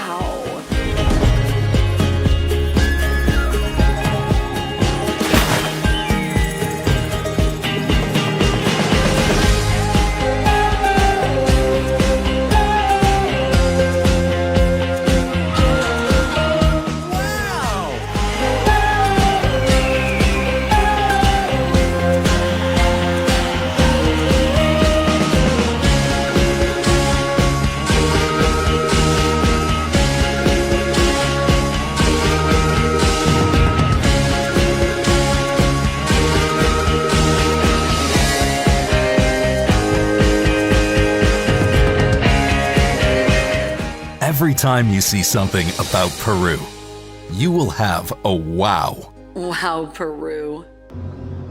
Wow, Peru. Book your trip to experience Peru Wow. En Vital FM las noticias llegan con Altavoz. Infórmate de todo lo que necesitas saber sobre actualidad, política, economía y mucho más. Altavoz, de lunes a viernes a las 7 de la mañana por Vital FM y también por nuestra plataforma multimedia.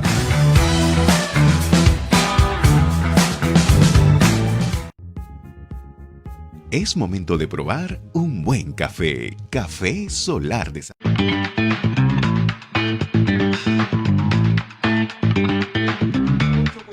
La mañana estamos de vuelta en Altavoz en Vital. Aarón Salomón, hay cambios tributarios, como sabes, el viernes pasado en la noche el Poder Ejecutivo emitió una resolución, en este caso una norma, en el que se reduce el drawback. ¿Qué es el drawback? Es un beneficio tributario que gozan los exportadores con la finalidad de enviar los productos y servicios al exterior. Sin embargo, la decisión del gobierno es que esto baje. Es que hay problemas en la caja fiscal. Obviamente el Ministerio de Economía y Finanzas está buscando recaudar más y en Los este impuestos. caso está tocando el dinero del drawback. Esto obviamente va a perjudicar a más de 2 millones de trabajadores en el De sector. exportadores, ¿no? Efectivamente, 2 millones de trabajadores en el sector y esto implica más de 6.000 empresas exportadoras en el país y hay un pronunciamiento muy fuerte de los diferentes actores del sector. Estamos hablando de la Sociedad Nacional de Pesquería, estamos hablando del ADEX, la Asociación de Exportadores, la Cámara de Comercio de Lima, estamos hablando de diversas instituciones públicas, en este caso privadas, que están demandando al gobierno precisamente de vuelta atrás sobre el tema. ¿Qué opinión tienes sobre ello? No, que definitivamente no se le puede poner más trabas a los exportadores porque ellos son generalmente los que hacen crecer la economía y ¿quién va a querer ahora exportar con tantas trabas y tantos obstáculos que se le ponen? Ahora van a tener que pagar más, ¿no? Por sus exportaciones. Así es. Lo que pasa es que se reduce este drawback de 3% a 1% desde el quinto día hábil posterior a la publicación del decreto supremo del que estamos hablando, el decreto supremo 1891 publicado el pasado viernes. Pero sin embargo, este beneficio bajaría a 0,5%, aplicándose esos procedimientos legales para el próximo año, 31 de diciembre del próximo año. Y con ese objetivo, que el Ejecutivo quiere recaudar más, básicamente. Quiere mayor cantidad de dinero, pero esto realmente perjudica a todas las empresas que quieran exportar productos, exportar servicios, ¿no? Complicadísimo. Y como sabes, llegar a los mercados internacionales, pese a las negociaciones que el Perú realizó con los acuerdos comerciales es un poco complicado. Claro, cuando hablamos antes, Rumi, ¿te acuerdas? Cuando comentábamos por ejemplo, el caso de la tasa Netflix, entre otros asuntos. Así es. Siempre se comentábamos acá o especulábamos acerca de que este dinero se iba a destinar para crear este Ministerio de Infraestructura, pero parece que ya esa idea quedó desarmada, ¿no? Ya no va a haber ningún nuevo ministerio, ¿no? Definitivamente así es, al parecer no, ha quedado en el aire. Sin embargo, esta ley continúa vigente y efectivamente en cualquier momento nos están aplicando ese impuesto. Pero en el caso, por ejemplo, de los exportadores es importante porque tanto las MIPES, las medianas empresas, las grandes empresas no solamente quieren atender al mercado local, sino quieren que los productos vayan afuera y con ello traer divisas al país. Pero cuando no hay esta posibilidad de darle esos beneficios tributarios a las empresas, se desalientan. No invierten, no se genera empleo, no se exporta y el país obviamente pasa en una situación más difícil de la que nos encontramos. Vamos a estar en breve también con el abogado tributarista Jorge Picón, ya está en camino. Vamos a ahondar más sobre el tema. Como sabemos, es importante conocer qué es lo que está pasando en esta situación. Además, en un contexto también, como tú sabes, Aarón Salomón, donde no hay mucha recuperación de la economía del país. La economía del país este año se estima que crecerá en 3%. Esto es insuficiente para atender la generación de empleo de miles de jóvenes que cada año se busca insertar en la economía del país. 8:09 de la mañana, estamos en Altavoz en Vital, estamos también en Tribu Televisión. Vamos a hacer una muy breve pausa y retornamos. Ya hablemos.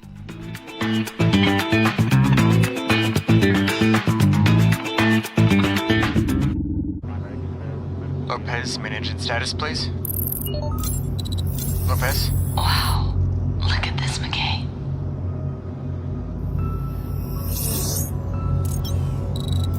We should check it out. Yes.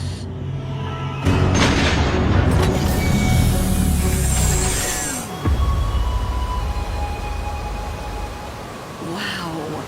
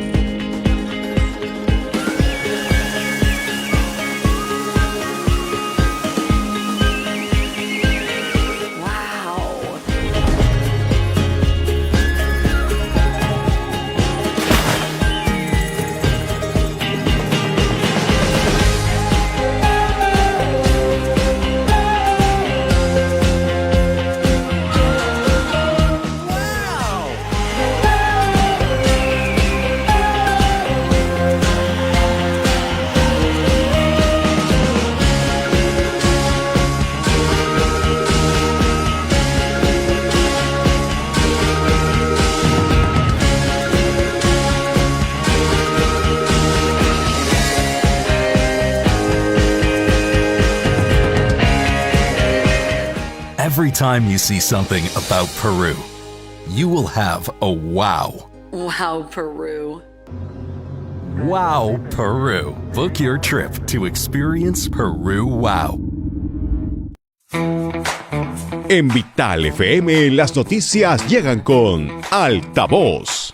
Infórmate de todo lo que necesitas saber sobre actualidad, política, economía y mucho más. Altavoz, de lunes a viernes a las 7 de la mañana por Vital FM y también por nuestra plataforma multimedia.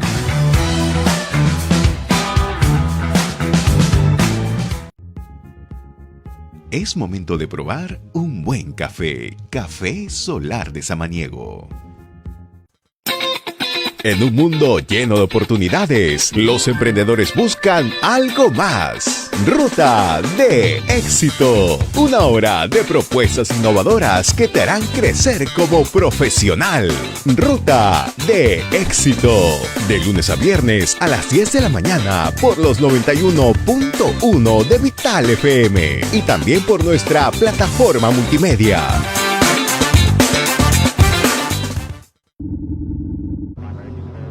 Lopez, main engine status, please.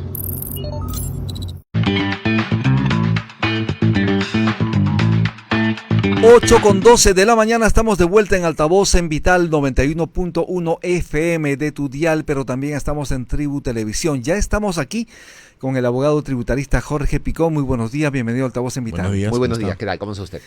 Sorpresivamente, el viernes pasado salió una norma que los exportadores señalan que les perjudica. Estamos hablando de drawback, es decir, la devolución de impuestos a los exportadores. ¿De qué se trata este tema?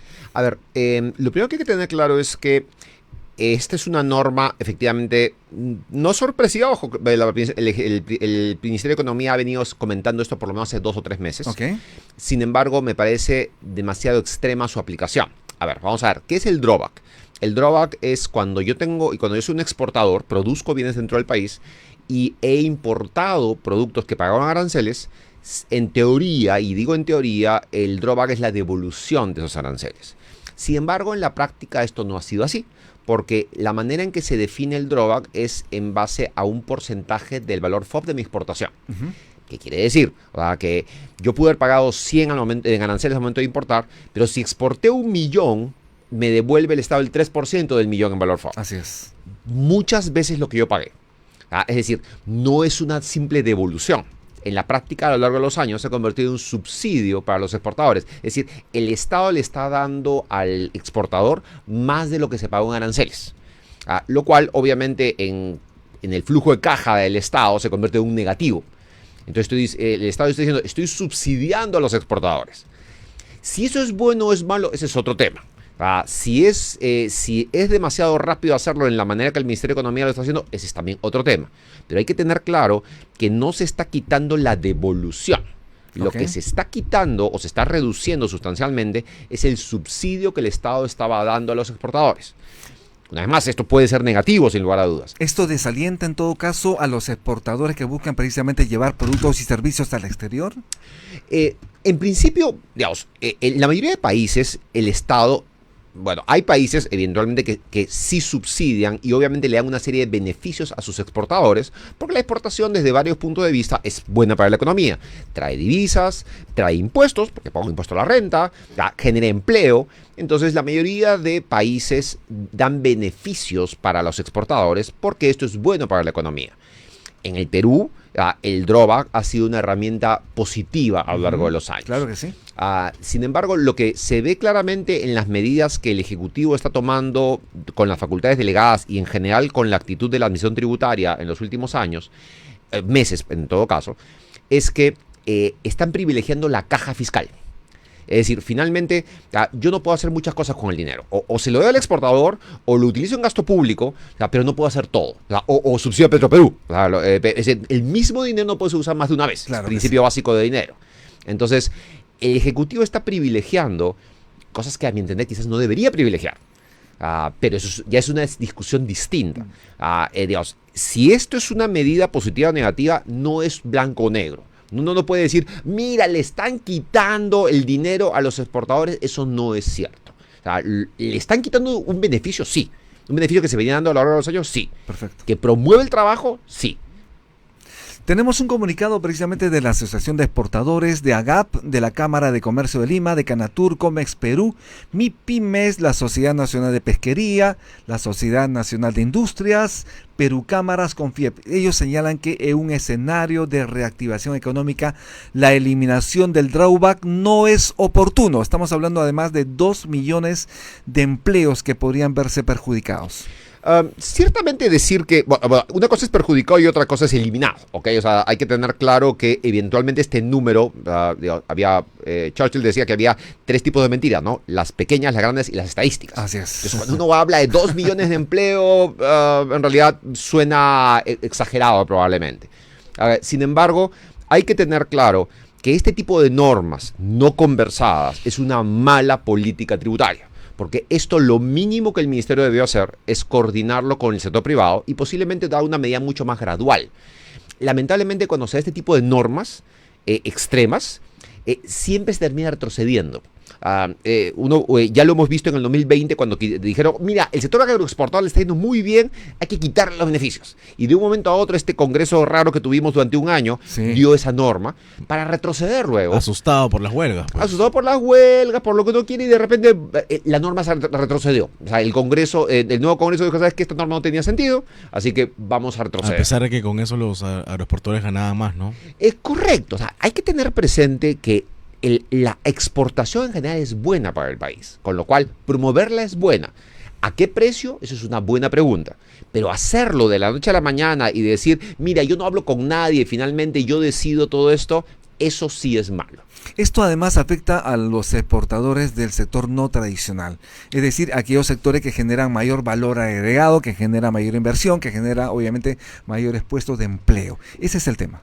Ciertamente creo que una de las grandes, una vez más, lo que yo veo en la medida es que es un tema de recaudación por recaudación. Hay que tener claro que la caja fiscal es la suma de los impuestos que yo recaudo menos los que devuelvo. Entonces, o puedo aumentar los que recaudo o puedo reducir los que devuelvo. Evidencia entonces que en este momento estamos pasando por una situación complicada y no hay ingresos tributarios como se debe. Yo creo que lo que significa es que el Estado está gastando demasiado. Es decir, cuando uno ve la estructura del presupuesto, el presupuesto todos los años aumenta. Gasta más de lo que ingresa. Y la pregunta es ¿en qué gasta? Gasto corriente. El 75% del presupuesto de la República en los últimos 3 o 5 años ha sido gasto corriente y pago de deuda, no inversión. Entonces, en este momento, lo que uno tiene claro es, nos está pasando la factura el tema de Petroperú, nos está pasando la factura el tema de no reducir la planilla del Estado, nos está pasando la factura una serie de cosas. Así es. Entonces, eso justifica a entender del Ministerio de Economía este tema de impuesto Netflix o medidas... ¿Qué opina de eso? Me parece que es intempestivo, muy rápido. O sea, es decir, de un momento a otro ellos quieren recaudar por recaudar. Y esa es una filosofía muy peligrosa. Pero cuando uno recauda por recaudar, una vez más, el dinero se lo estoy quitando a alguien. No significa que el Estado está creando una nueva fuente de producción de ingresos. No, o sea, le está yendo y le está quitando a la gente su dinero. No a la empresa, porque la empresa se lo pasa a la gente, ¿no? Sin lugar a dudas. O sea, y uno ve lo mismo eventualmente con lo que está pasando con la administración tributaria y los contribuyentes. O sea, es una agresión muy fuerte hacia los contribuyentes formales, porque a la informalidad no la toca. Estamos hablando de cuánto de presión tributaria en el país. La presión tributaria me parece que en este momento está alrededor de 15%. Es bajísimo. Es baja en comparación con otros países de la región que están en 18, 19. Pero una vez más, la recaudación, decir que el contribuyente formal paga poco no tiene sentido. Salió una estadística el anteaño pasado en la que se decía que de 25 países, Perú era el tercero que más impuestos cobraba a la empresa formal. A lo mismo de siempre. Lo mismo de siempre. El problema del Perú no es aumentar los impuestos lo que paga, sino que tenemos una informalidad mayor al 50%. Ese es el tema. Entonces, claro, y lamentablemente, atacar la informalidad va con de intereses políticos. Porque, evidentemente, vaya usted a controlar el contrabando de Puno, la minería ilegal de Madre de Dios. O sea, tributariamente hablando, estamos hablando de centenas de millones de soles. Así es. El comunicado al que hice referencia hace un momento señalan que están demandando se revierta esta medida de inmediato y nos concentremos en incentivar inversiones, destrabar las obras, eliminar barreras burocráticas, eliminar regulaciones y luchar contra la inseguridad ciudadana, la informalidad y las economías criminales, que son los verdaderos problemas que afectan al país. Me parece que uno de los problemas que tiene el Ministerio de Economía en este momento es que cuando uno analiza, los impuestos evidentemente tienen una relación inversa a la generación de empleo y a la generación de la inversión. Entonces, en una priorización, el Estado siempre debe priorizar la generación de empleo, la generación de inversión y en un tercer lugar, obviamente, cuidar la recaudación tributaria. Entonces, el problema que estoy viendo es que todas las normas que se han dado en los últimos tiempos priorizan la recaudación tributaria. Una vez más, señalar tan alegremente que esto va a desincentivar la generación de empleo no es tan simple. Okay. Pero ciertamente la norma debió ser conversada, debería ser coordinada con el sector privado y hacerla más gradual por lo menos. Repítanos, ¿cuál es la norma? ¿Qué dice la norma y cómo se va a aplicar? La norma, como le comentaba, hasta el día de hoy día, si estamos hablando de un exportador que se acoge a esta norma, si exportó 100, el Estado le devuelve 3. Ese es el drawback. 3%. A partir del 25 de octubre, es decir, creo que este viernes, Así es. o el lunes en todo caso, ese 3 se reduce a 1%. O sea, de 3 100 a 1%. a 1. Y eso rige hasta junio del 2025. A partir de julio del 2025 se reduce a 0.5. O sea, ya no te devuelvo 1, te devuelvo 0.5. Y a partir del 2026 te devuelvo solamente lo que tú me demuestres que pagaste al momento de importar tus productos. Entonces, de los números que se han hecho públicos, se estima que en el 2025 el Estado se va a ahorrar en devoluciones 770 millones de soles. Y a partir del 2026, 1.000 millones de soles por este concepto. Ajá. Esto evidencia obviamente complicaciones en la caja fiscal. 8:23 de la mañana, estamos en Altavoz en Vital. Vamos a hacer una breve pausa y retornamos.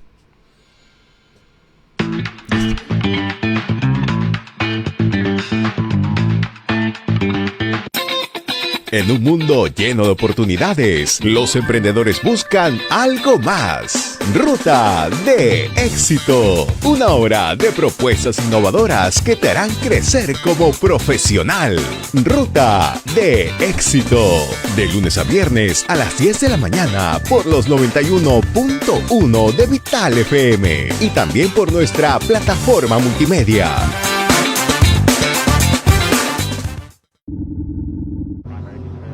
Lopez, main engine status, please. Lopez? Wow. Look at this, McKay.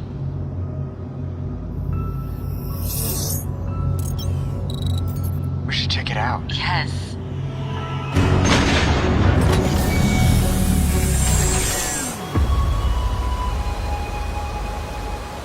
Wow.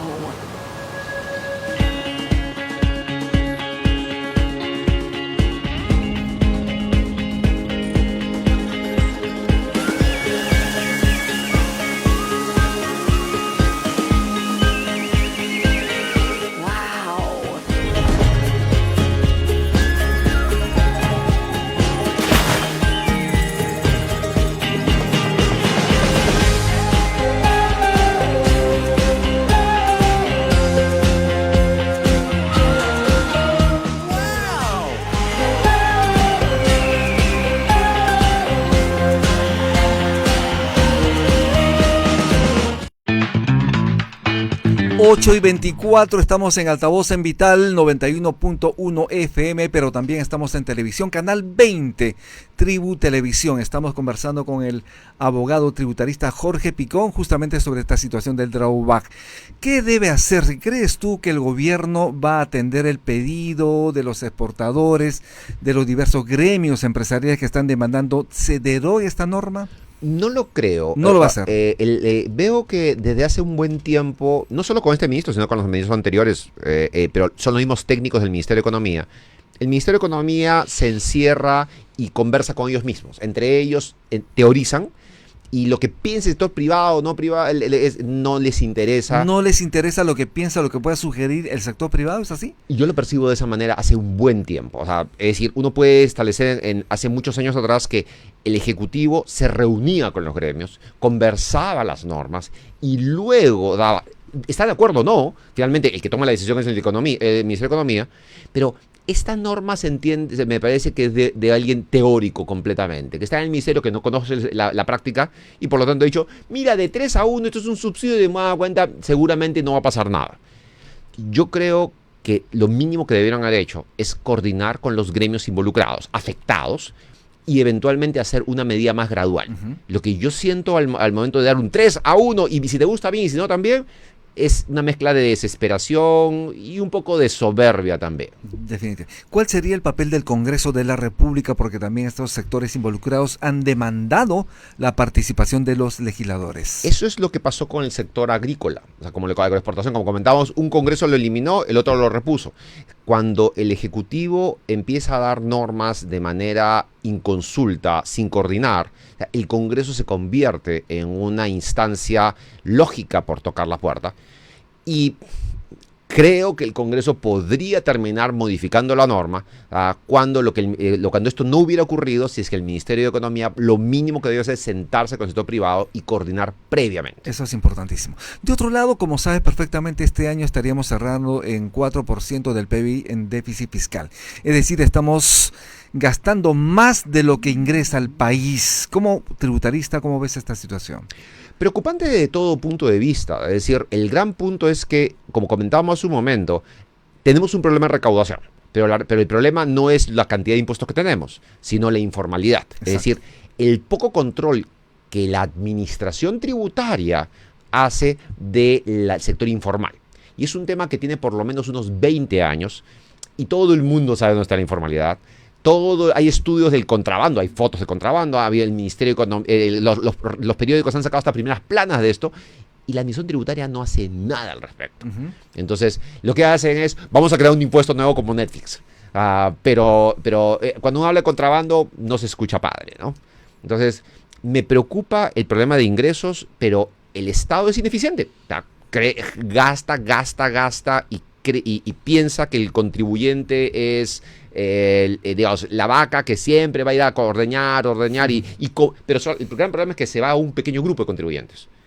No a una gran masa que no está pagando impuestos en este momento. Repítenos un poquito cuánto es lo que el Estado, el gobierno recaudaría por esta decisión de eliminar paulatinamente el drawback. Se estima que en el 2025 dejaría de gastar, porque el drawback es una devolución, dejaría de gastar 770 millones de soles y para el 2026 se estima unos 1.000 millones de soles. De otro lado, ¿cuál es tu percepción como tributarista sobre esta decisión de esta reforma del sistema de pensiones en el que se incorpora esta figura del 1% del IGB, ¿no? Por estas compras a través de recibos electrónicos para un fondo previsional? ¿Qué opinas? Creo en lo personal que es una medida de corte político sin ningún componente técnico realmente. Es decir, ante lo que había antes quizás puede ser una pequeña mejora, pero cualquier esquema que esté basado en un tema de subsidio del Estado está destinado al fracaso en el mediano plazo. Vemos el ejemplo de Bolivia, por ejemplo. Digamos, hay una serie de países que subsidian, sí, no te preocupes, yo te pago, yo te doy, no te preocupes que le doy un bono al ama de casa. Argentina hace años, Venezuela sin lugar a dudas. Es decir, todos los países que terminan recurriendo a la caja fiscal para dar subsidios a la población terminan generando un problema mucho mayor del que están intentando solucionar. Esto no es la solución definitivamente. Sin lugar a dudas no es la solución. Hay otra manera de buscar justamente hacer una reforma del sistema previsional. A mi entender, es una mezcla del sector previsional con el tema de salud pública, porque actualmente tenemos un sistema de subsidio de salud pública enorme. O sea, la gente que paga contribución para seguridad social es, creo que la 10ª parte de la que está cubierta por todos estos esquemas de solidaridad y demás cosas, que es un forado a la caja fiscal. Aarón Salmón. Sí, precisamente señalaba sobre estos subsidios. Igual hay un problema en Estados Unidos también con el tema de los stamps, ¿no? Porque genera, para mí, ociosos al final que se llenan de hijos y reciben subsidios nada más, ¿no? Sin embargo, hay que tener claro que, digamos, hay economías, del tamaño de la economía peruana aún es una economía muy sensible al subsidio. O sea, digamos, en el tamaño de la economía americana, uno dice, con el nivel de recaudación que ellos manejan, para empezar, ellos tienen una misión tributaria fuerte. Entonces, es un país formal, ¿no? Persiguen a cualquier contribuyente que se le ocurra. Ahí nadie se manda con medias tintas. Eventualmente, no problemas, ¡boom!, de frente a la cárcel. Acá tenemos una contemplación muy ligera con la evasión tributaria. No hay cárcel por evasión tributaria. Sí hay, pero ¿sí? A los formales. Es decir, el problema es que con el formal sí hay que meterlo a la cárcel, hay que acotarlo, hay que quitarle todas sus cosas. Pero una vez más tenemos monumentos a la informalidad en Lima y en provincias, a veces hasta en las plazas de armas, uno ve claramente la informalidad directo a los ojos. Claro. Y sin embargo, ¿dónde está SUNAT? Claro, la SUNAT presiona solamente a las empresas formales, entonces. Porque hay un problema político de por medio. Si uno se da cuenta que atacar a la informalidad, sin perjuicio que va a tomar más tiempo, requiere más recursos y puede ser políticamente no rentable. Porque yo creo que la informalidad y la ilegalidad ha tomado el control político de muchas provincias. Inclusive tiene presencia muy fuerte en el Congreso hoy en día. Y eso es muy peligroso porque eso sigue avanzando. vamos a terminar con un tamaño formal, la formalidad se va a seguir reduciendo. Claro, pero las empresas también presentan argucias legales para no pagar, ¿no? Ese es el menor de los casos. Por ejemplo, el Ministerio de Economía ha sacado este fraccionamiento con una premisa absolutamente equivocada. Ellos dicen, no, mira, aquí impugna el que quiere diferir su pago de impuestos. Eso es absolutamente falso. Yo veo todos los días, SUNAT está desconociéndole los gastos a las empresas por cosas que no aguantan un análisis básico. Es decir, por ejemplo, dice, no es verdad, demuéstrame, por ejemplo, que la persona que nos está filmando en este momento estuvo acá en este horario. No lo demostraste, te desconozco el gasto porque él estuvo acá. Entonces, ¿quién filmó? Entonces, ¿quién me ayudó a hacer el programa? Claro. Bueno, ese no es mi problema, para mí no lo demostraste. Ahora, ¿y cómo lo demuestras? Con papeles. ¿Pero qué papeles? Ya te traje la planilla, ves que le he pagado, es una persona que está en mi... No, eso no es suficiente para SUNAT. Entonces, no quiere escuchar. ¿Y qué le parece esta ley que se aprobó en el Congreso, que fue cuestionada en su momento, que favorece a los clubes que deben a la SUNAT, como Universitario de Deportes? Pésimo precedente. Con nombre propio. Es un pésimo precedente, porque, a ver, yo entendería que el Congreso eventualmente pueda aprobar facilidades a empresas que son altas generadoras de empleo, como podría ser, por ejemplo, las agroindustriales, que cada una de ellas tiene 10.000 personas que dependen de ella. Pero un club deportivo, en el mejor de los casos, estamos hablando de unos cientos de personas que el empleo depende de ellos. Una vez más, es una norma de corte político. Lo que está queriendo es ganar aplausos y eventualmente votos para quien sea que la haya aprobado. Importante. Jorge Picón, ¿cuáles serían las recomendaciones al gobierno y al Congreso también respecto a la norma que hemos conversado hace un momento? Esta que de alguna manera retira paulatinamente el drawback. Considero que lo primero que el Ejecutivo debería hacer, aún en este momento, aunque me parece tardío, pero debería hacer, es coordinar con los gremios. Escuchar de lo que está, porque ciertamente es un diálogo de sordos. Lo que sea que me está diciendo, no me da la gana de escucharlo. Entonces, escuchar y eventualmente hacerla más gradual. Es decir, el 3-1 en 5 días, es absurdo, 5 días. Claro que sí. Entonces, el choque es directo, además. Es directo porque, claro, hay algo que se llama la seguridad jurídica, que cuando yo invierto, hay algo que se llama la predictibilidad. Yo debería saber cuáles son las reglas de juego. Entonces, cuando hay empresas que han invertido, y cuando ellos invirtieron, había un 3% de drawback. Entonces el Estado, no, pero ese es mi beneficio, pero eran las reglas, pues. Entonces, tú deberías haber dado una proyección, quizás 2.5 por los primeros 12 meses, bajarla a 2% y quizás irla bajando. Entiendo el malestar del Estado, de la caja fiscal, pero, ojo, las reglas de juego eran unas. Yo invertí bajo esas reglas, me estás cambiando las reglas en pleno partido. Eso es, cambiar la regla de juego en pleno partido, es importante lo que dices, así es. Ese es el problema con esta norma. Así es. ¿Qué hacer para mejorar la recaudación en el país? Lo primero que tienen que tener claro, creo el Ejecutivo, que no lo tiene claro me parece, es que el problema principal de la recaudación es, a mi entender, la administración tributaria. Que acaba de cambiar el jefe, ojalá además, que lo tenga claro. El jefe, así es. Pero el gran problema es que la informalidad no se ataca con leyes. El ataque a la ilegalidad, hace poco veía un reportaje de Patadas en la que decían que los camiones de oro que sacan oro salen cerca de 40 camiones al día. Entonces uno se pregunta, a ver, yo trabajo con muchas fábricas y la administración tributaria tiene personas controlando los camiones que salen de las fábricas y en ese momento los revisan al milímetro. Se me hace difícil pensar que la administración tributaria no pueda tener un control, porque no es que se vayan a la esquina, pasan por 3 provincias. Y uno dice, o estamos ante un caso, y el contrabando de Puno es la misma historia, o estamos ante un caso de realmente que no les interesa, o es algo peor. Porque la segunda alternativa es muy probable también, pero es mucho peor. Así es. Jorge Picón, muchísimas gracias por estar en Altavoz en Vital. Antes de irnos, tu despedida del público, de las audiencias que te están escuchando. Bueno, muchísimas gracias por la invitación y a su disposición. Con todo gusto. Muchísimas gracias. Estuvimos con Jorge Picón, tributarista. Vamos a tenerlo porque obviamente necesitamos conversar mucho más de estos temas. Es importante conocer qué es lo que está pasando en el tema tributario en el país. Hacemos una muy breve pausa y retornamos. Estamos en Altavoz en Vital. También estamos en Tribu Televisión, Canal 20, Televisión Digital Terrestre. Ya volvemos.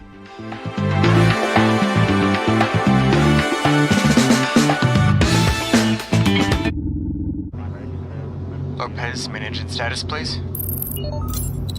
Lopez? Wow. Look at this, McKay.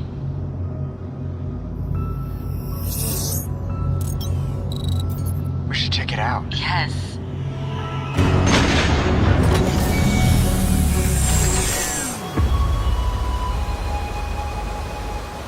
Wow.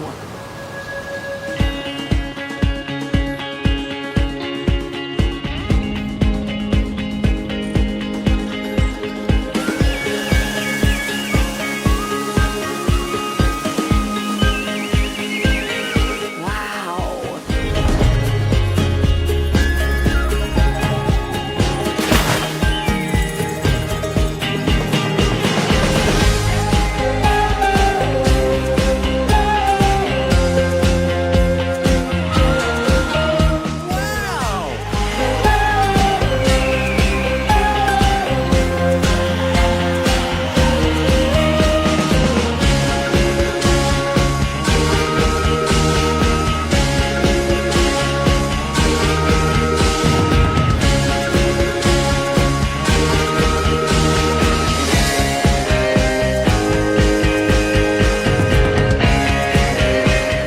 Every time you see something about Peru, you will have a wow. Wow, Peru.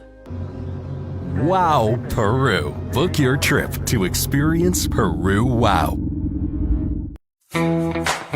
En Vital FM las noticias llegan con Altavoz.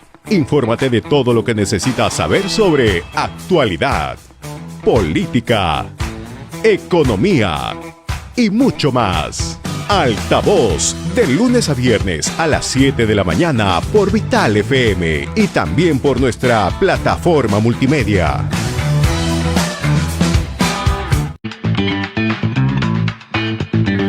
Ocho y 39 de la mañana, estamos ya de vuelta en Vital, estamos de vuelta en Altavoz y también estamos en Tribu Televisión.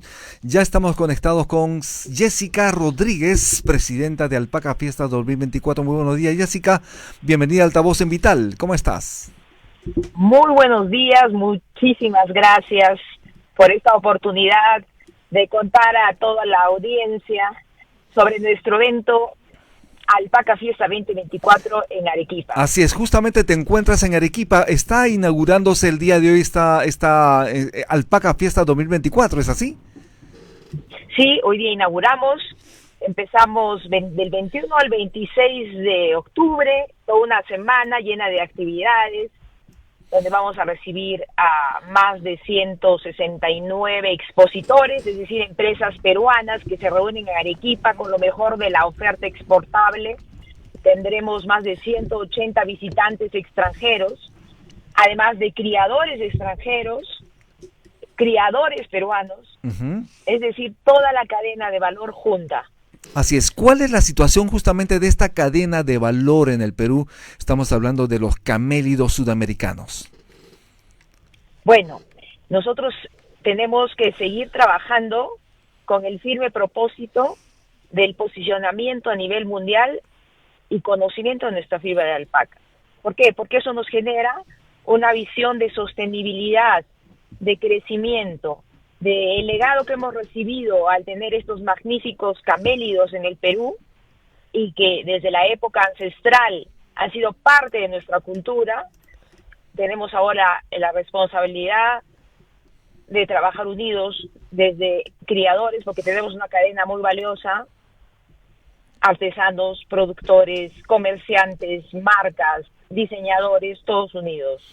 Estoy viendo aquí información que vienen precisamente personas, en este caso gente que trabaja con camélidos de Egipto, de Austria, de Estados Unidos, del Reino Unido, de Italia, en Argentina, en todo caso Bolivia, obviamente Perú, pero también vienen compradores. La idea es precisamente buscar alternativas de compra para los productos peruanos, ¿es así?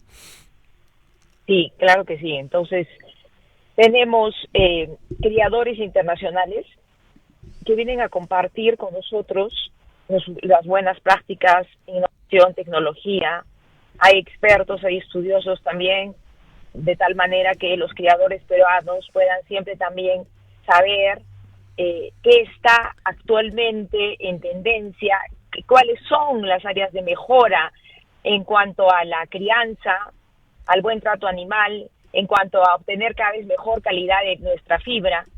Entonces, justamente se trata de unir a todos los actores del mundo entero en Arequipa para que podamos juntos trabajar en este tema. Alisa Durán. ¿Cuántas ediciones llevan esta gran fiesta de alpaqueros en Arequipa? Esta es la 8ª edición. Tuvimos que parar por pandemia, así es que hemos venido con mucha fuerza después de de sobrevivir a la pandemia y estamos haciendo pues un evento que es histórico por 2 temas. Uno es que este año ha sido declarado por las Naciones Unidas como el Año Internacional de los Camélidos. Es decir, a nivel mundial se celebra y se valora a los camélidos, y a nosotros nos toca acá en el Perú hacerlo, y tenemos invitados internacionales. Y adicionalmente que es primera vez que el Alpaca Fiesta se une con Perú Moda. Normalmente el Perú Moda siempre se hacía en Lima, ya son 25 ediciones de Lima, y esta, la número 26, se hace en Arequipa junto con Perú Moda. Y así es. En este caso además es importante mencionar que tenemos a nuestro gran aliado PROMPERÚ, con quien estamos organizando todo el evento. Los organizadores son la Asociación Internacional de la Alpaca y PROMPERÚ. Precisamente el viernes pasado tuve la oportunidad de conversar con Rosario Pajuelo. Ella es la consejera económico-comercial del Perú en París, en Francia, y me estaba comentando que precisamente para este foro, para esta actividad en Arequipa que tú lideras, están viniendo compradores de alta gama, de empresas de alta gama en el mundo. ¿De quiénes estamos hablando? Bueno, la alpaca en el mundo entero está posicionada en un nicho de mercado. Este nicho de mercado sobre todo lo aprecian las grandes marcas. Entonces tenemos el placer de recibir en el Perú y en Arequipa a marcas como Dior, Balmain, entre muchas otras más. Estamos hablando de las top y no solamente en el mundo. Vienen de Europa, sí, son las top del mundo. Me decías que no solo vienen de Europa, ¿de qué lugares más están llegando? No, también tenemos clientes que vienen de Estados Unidos, y también algunos de Asia, Canadá también. Así es. ¿Qué está pasando en el país? En algún momento, como sabemos, existe la tradición del Chaco, por ejemplo, ¿no? Este trasquilado de la lana de los camélidos sudamericanos en el país se realiza cada año con fiesta. Esto implica fiesta, pero ¿qué está pasando? ¿Cómo ven ustedes el desarrollo de esta actividad? Bueno, la vemos con mucho agrado porque al final es revivir nuestra historia, nuestras costumbres, ¿no? Y las comunidades altoandinas del Perú, una vez al año se reúne la comunidad, hace un gran círculo, cantando, bailando, y juntan a todas las vicuñas en el medio para luego, sin dañarlas, empezar a esquilarlas.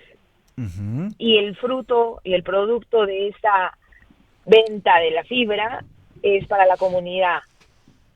Y entonces nosotros vamos a realizar el Chaco dentro de la semana del evento mañana. Nos vamos muy temprano para hacerlo y revivir nuestra historia. Mañana se realiza el Chaco en Arequipa. ¿En qué lugar de Arequipa se realiza y esto convoca a cuántas comunidades alpaqueras? Esto se va a hacer en las alturas de Arequipa, más o menos a 2 horas por Caylloma, y vamos a trabajar con 2 comunidades, porque hay muchas comunidades en nuestro país. Efectivamente. Estamos hablando entonces de varios días, del 23 al 25 empieza el día de hoy. Estamos hablando en el marco de Perú Moda, Deco y Alpaca Fiesta 2024. Esto se realiza en el campo Ferial Cerro Juli en Arequipa. ¿Cuánto está moviendo el país por exportaciones de fibra de alpaca? El negocio de la alpaca en exportaciones más o menos es un negocio de 200 millones. 200 millones al año. Son más o menos 180,000 familias en el país que viven de la alpaca. Importante. ¿Cómo ha estado creciendo el precio de la fibra de alpaca y de vicuña también? Como sabemos, se utiliza mucho en el mundo. Bueno, se rige la oferta y la demanda, por eso es tan importante posicionar cada vez más a nivel internacional nuestra fibra. No debe haber bajas, sino debe haber una un deseo constante de los clientes en el extranjero querer tener en sus colecciones alpacas. ¿Cuál es esta proporción entre aquella persona, aquella comunidad que justamente cría alpacas, que vende su fibra de alpaca y obviamente los intermediarios y el productor final? No entiendo bien tu pregunta. Sí, quería saber justamente la proporción. En algunos casos se estuvo denunciando que los comuneros, los quienes crían alpacas, no estarían recibiendo lo que les corresponde. ¿Esto es así realmente? No es así, hay que entender bien el negocio y por eso generar áreas de comunicación y espacios de comunicación que permitan a todos conocer cuáles son las dificultades de cada eslabón de la cadena. Nosotros estamos haciéndolo con éxito y una forma clara de esta intención es justamente este evento. Están llegando 100 criadores con lo mejor de sus especímenes. Claro. También estarán exponiéndolos acá, habrá concursos, habrá capacitaciones. Entonces, estos espacios son los importantes para que todos nos comuniquemos, entendamos cómo funciona el negocio y podamos generar las oportunidades de crecimiento, pero para todos. Importante. Jessica Rodríguez, es importante lo que está señalando. Hay que generar, obviamente, una cadena de valor propicia para que todos ganen. Tiene que ser un win-to-win. Las exportaciones de fibra de alpaca, ¿cómo van en el país? Van bastante bien. Hemos estado creciendo año a año. Por supuesto, la época de la pandemia tuvimos un gran bajón, pero ahora seguimos adelante con el esfuerzo de miles de empresarios, de artesanos, de pymes, diseñadores, marcas, todos unidos en este tema. Así es, esto es muy importante porque genera una cadena de valor. Hay que resaltar además que genera empleo, genera inversión y esto es importante para el país.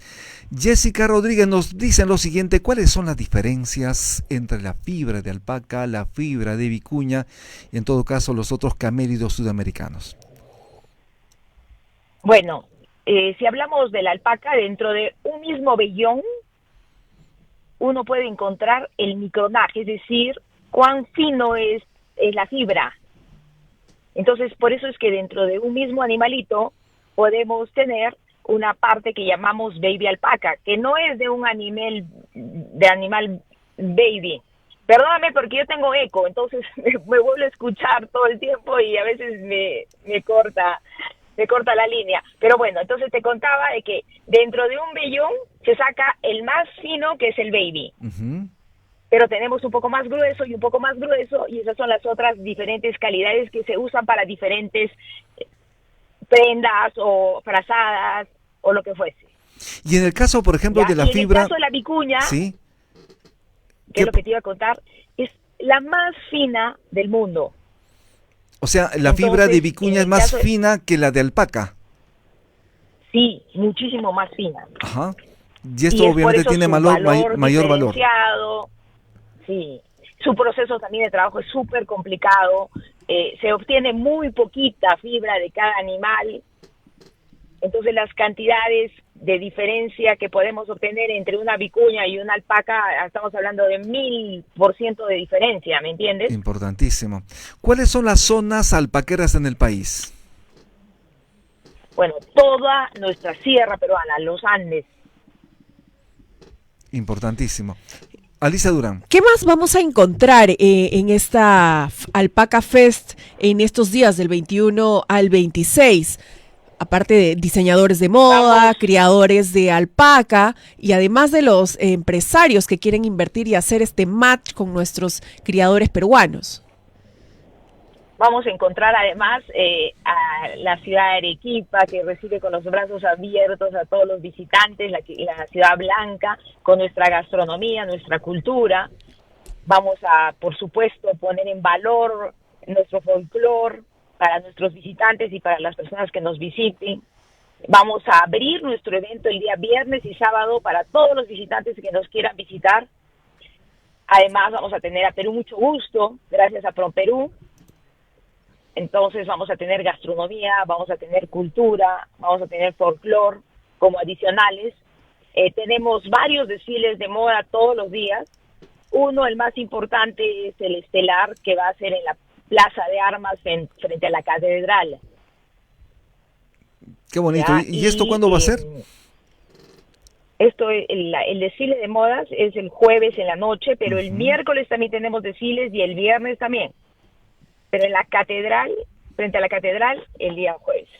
Bien, Jessica Bonito, Rodríguez, pinta el muchísimas evento. gracias. Hay algo que quería preguntarte sobre la sostenibilidad. Es importante trabajar con sostenibilidad, obviamente porque tenemos que preservar este recurso importantísimo para el país. ¿Qué hacer? Es lo más importante. Por eso es que estamos trabajando en mesas de trabajo con todos los actores. Estamos mejorando, por ejemplo, una novedad es que ahora nuestra fibra de alpaca puede ser certificada RAS. ¿Cuál es esta certificación? Es una certificación internacional que da normas y buenas prácticas, trazabilidad desde los animales, garantizando a nuestros clientes internacionales toda la cadena completa certificada. Importantísimo. 8:53 de la mañana, estamos en altavoz en Vital 91.1 FM de Tuyal, también estamos en Tribu Televisión. Jessica Rodríguez, presidenta de Alpaca Fiesta 2024, muchísimas gracias. Antes de irnos, ¿cuáles serían tus palabras para aquellas personas que van a llegar a Arequipa, para aquellas personas que quieran interesarse en esta industria relacionada a la alpaca y la vicuña? Invitarlos a que vengan, a que estén con nosotros, a que participen y nos ayuden, porque creo que todos los peruanos tenemos que creer, valorar y apostar por esta importante fibra que tenemos, que hemos heredado, que es la alpaca, y todo lo que significa para miles de familias. Importantísimo. Muchísimas gracias, Jessica Rodríguez, gracias por estar en Altavoz en Vital. Muchísimas gracias a ustedes. Bien, muchísimas gracias. Estuvimos con Jessica Rodríguez, presidenta de Alpaca Fiesta 2024. Alisa Durán. Sí, también para comentarles un poquito del programa que hemos estado revisando. Van a tener visitas a más fábricas de alpaqueros, a todos los extranjeros para que hagan match con los criadores peruanos.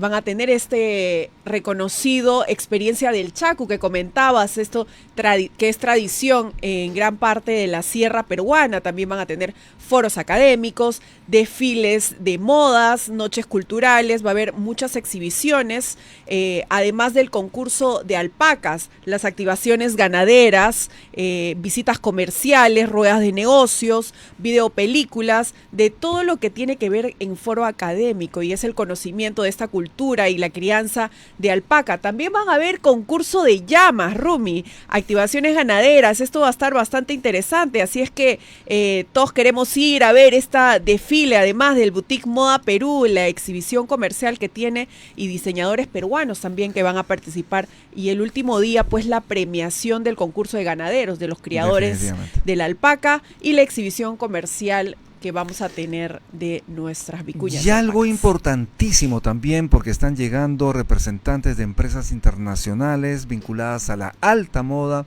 son empresas de alta gama que vienen a interesarse, a conocer justamente la calidad de la lana, obviamente de la fibra de vicuña, de la fibra de alpaca, ¿no? Mundialmente. Importantísimo. Y de todas estas marcas reconocidas a nivel mundial y que son de alta gama, de alta costura también. Dior, que ha dicho que va a participar, y las demás que no las he visto en la programación, pero seguramente vamos a tener noticias internacionales, y el Perú va a tener un rebote, además del nombre y el reconocimiento de nuestra fibra de vicuña y de alpaca. Un gran posicionamiento para el país desde Arequipa. Muchísimas gracias. Estamos en Altavoz en Vital. Nos vemos el día de mañana a las 7 en punto. Estuvimos con Aarón Salomón y Alisa Durán. Alisa. 7 de la mañana, como todos los días, para que amanezcas tu día bien informado. 91.1 de Altavoz y a través de Tribu Televisión del canal 20 de señal abierta. Con ustedes nos vemos hasta mañana. Hasta mañana. Estaremos atentos al fallo del Poder Judicial contra Alejandro Toledo. Así es. Atentos en nuestras redes sociales. Muchísimas gracias. Hasta el día de mañana, 7 en punto, a través de Altavoz en Vital.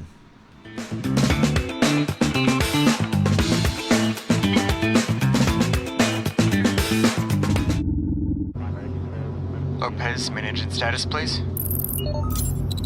Lopez? Wow. Look at this, McKay.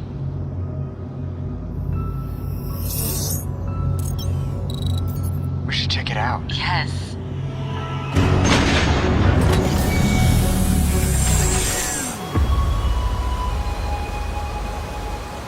Wow. Wow.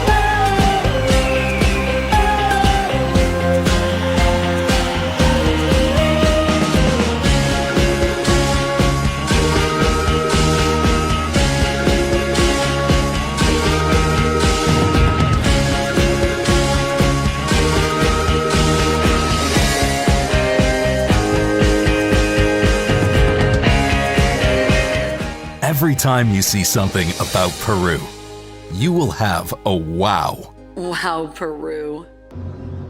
Wow, Peru. Book your trip to experience Peru Wow.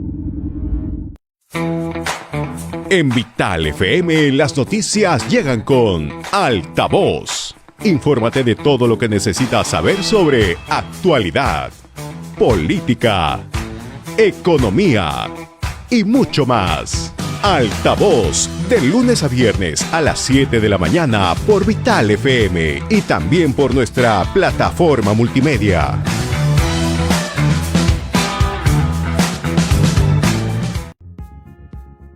Es momento de probar un buen café. Café Solar de Samaniego.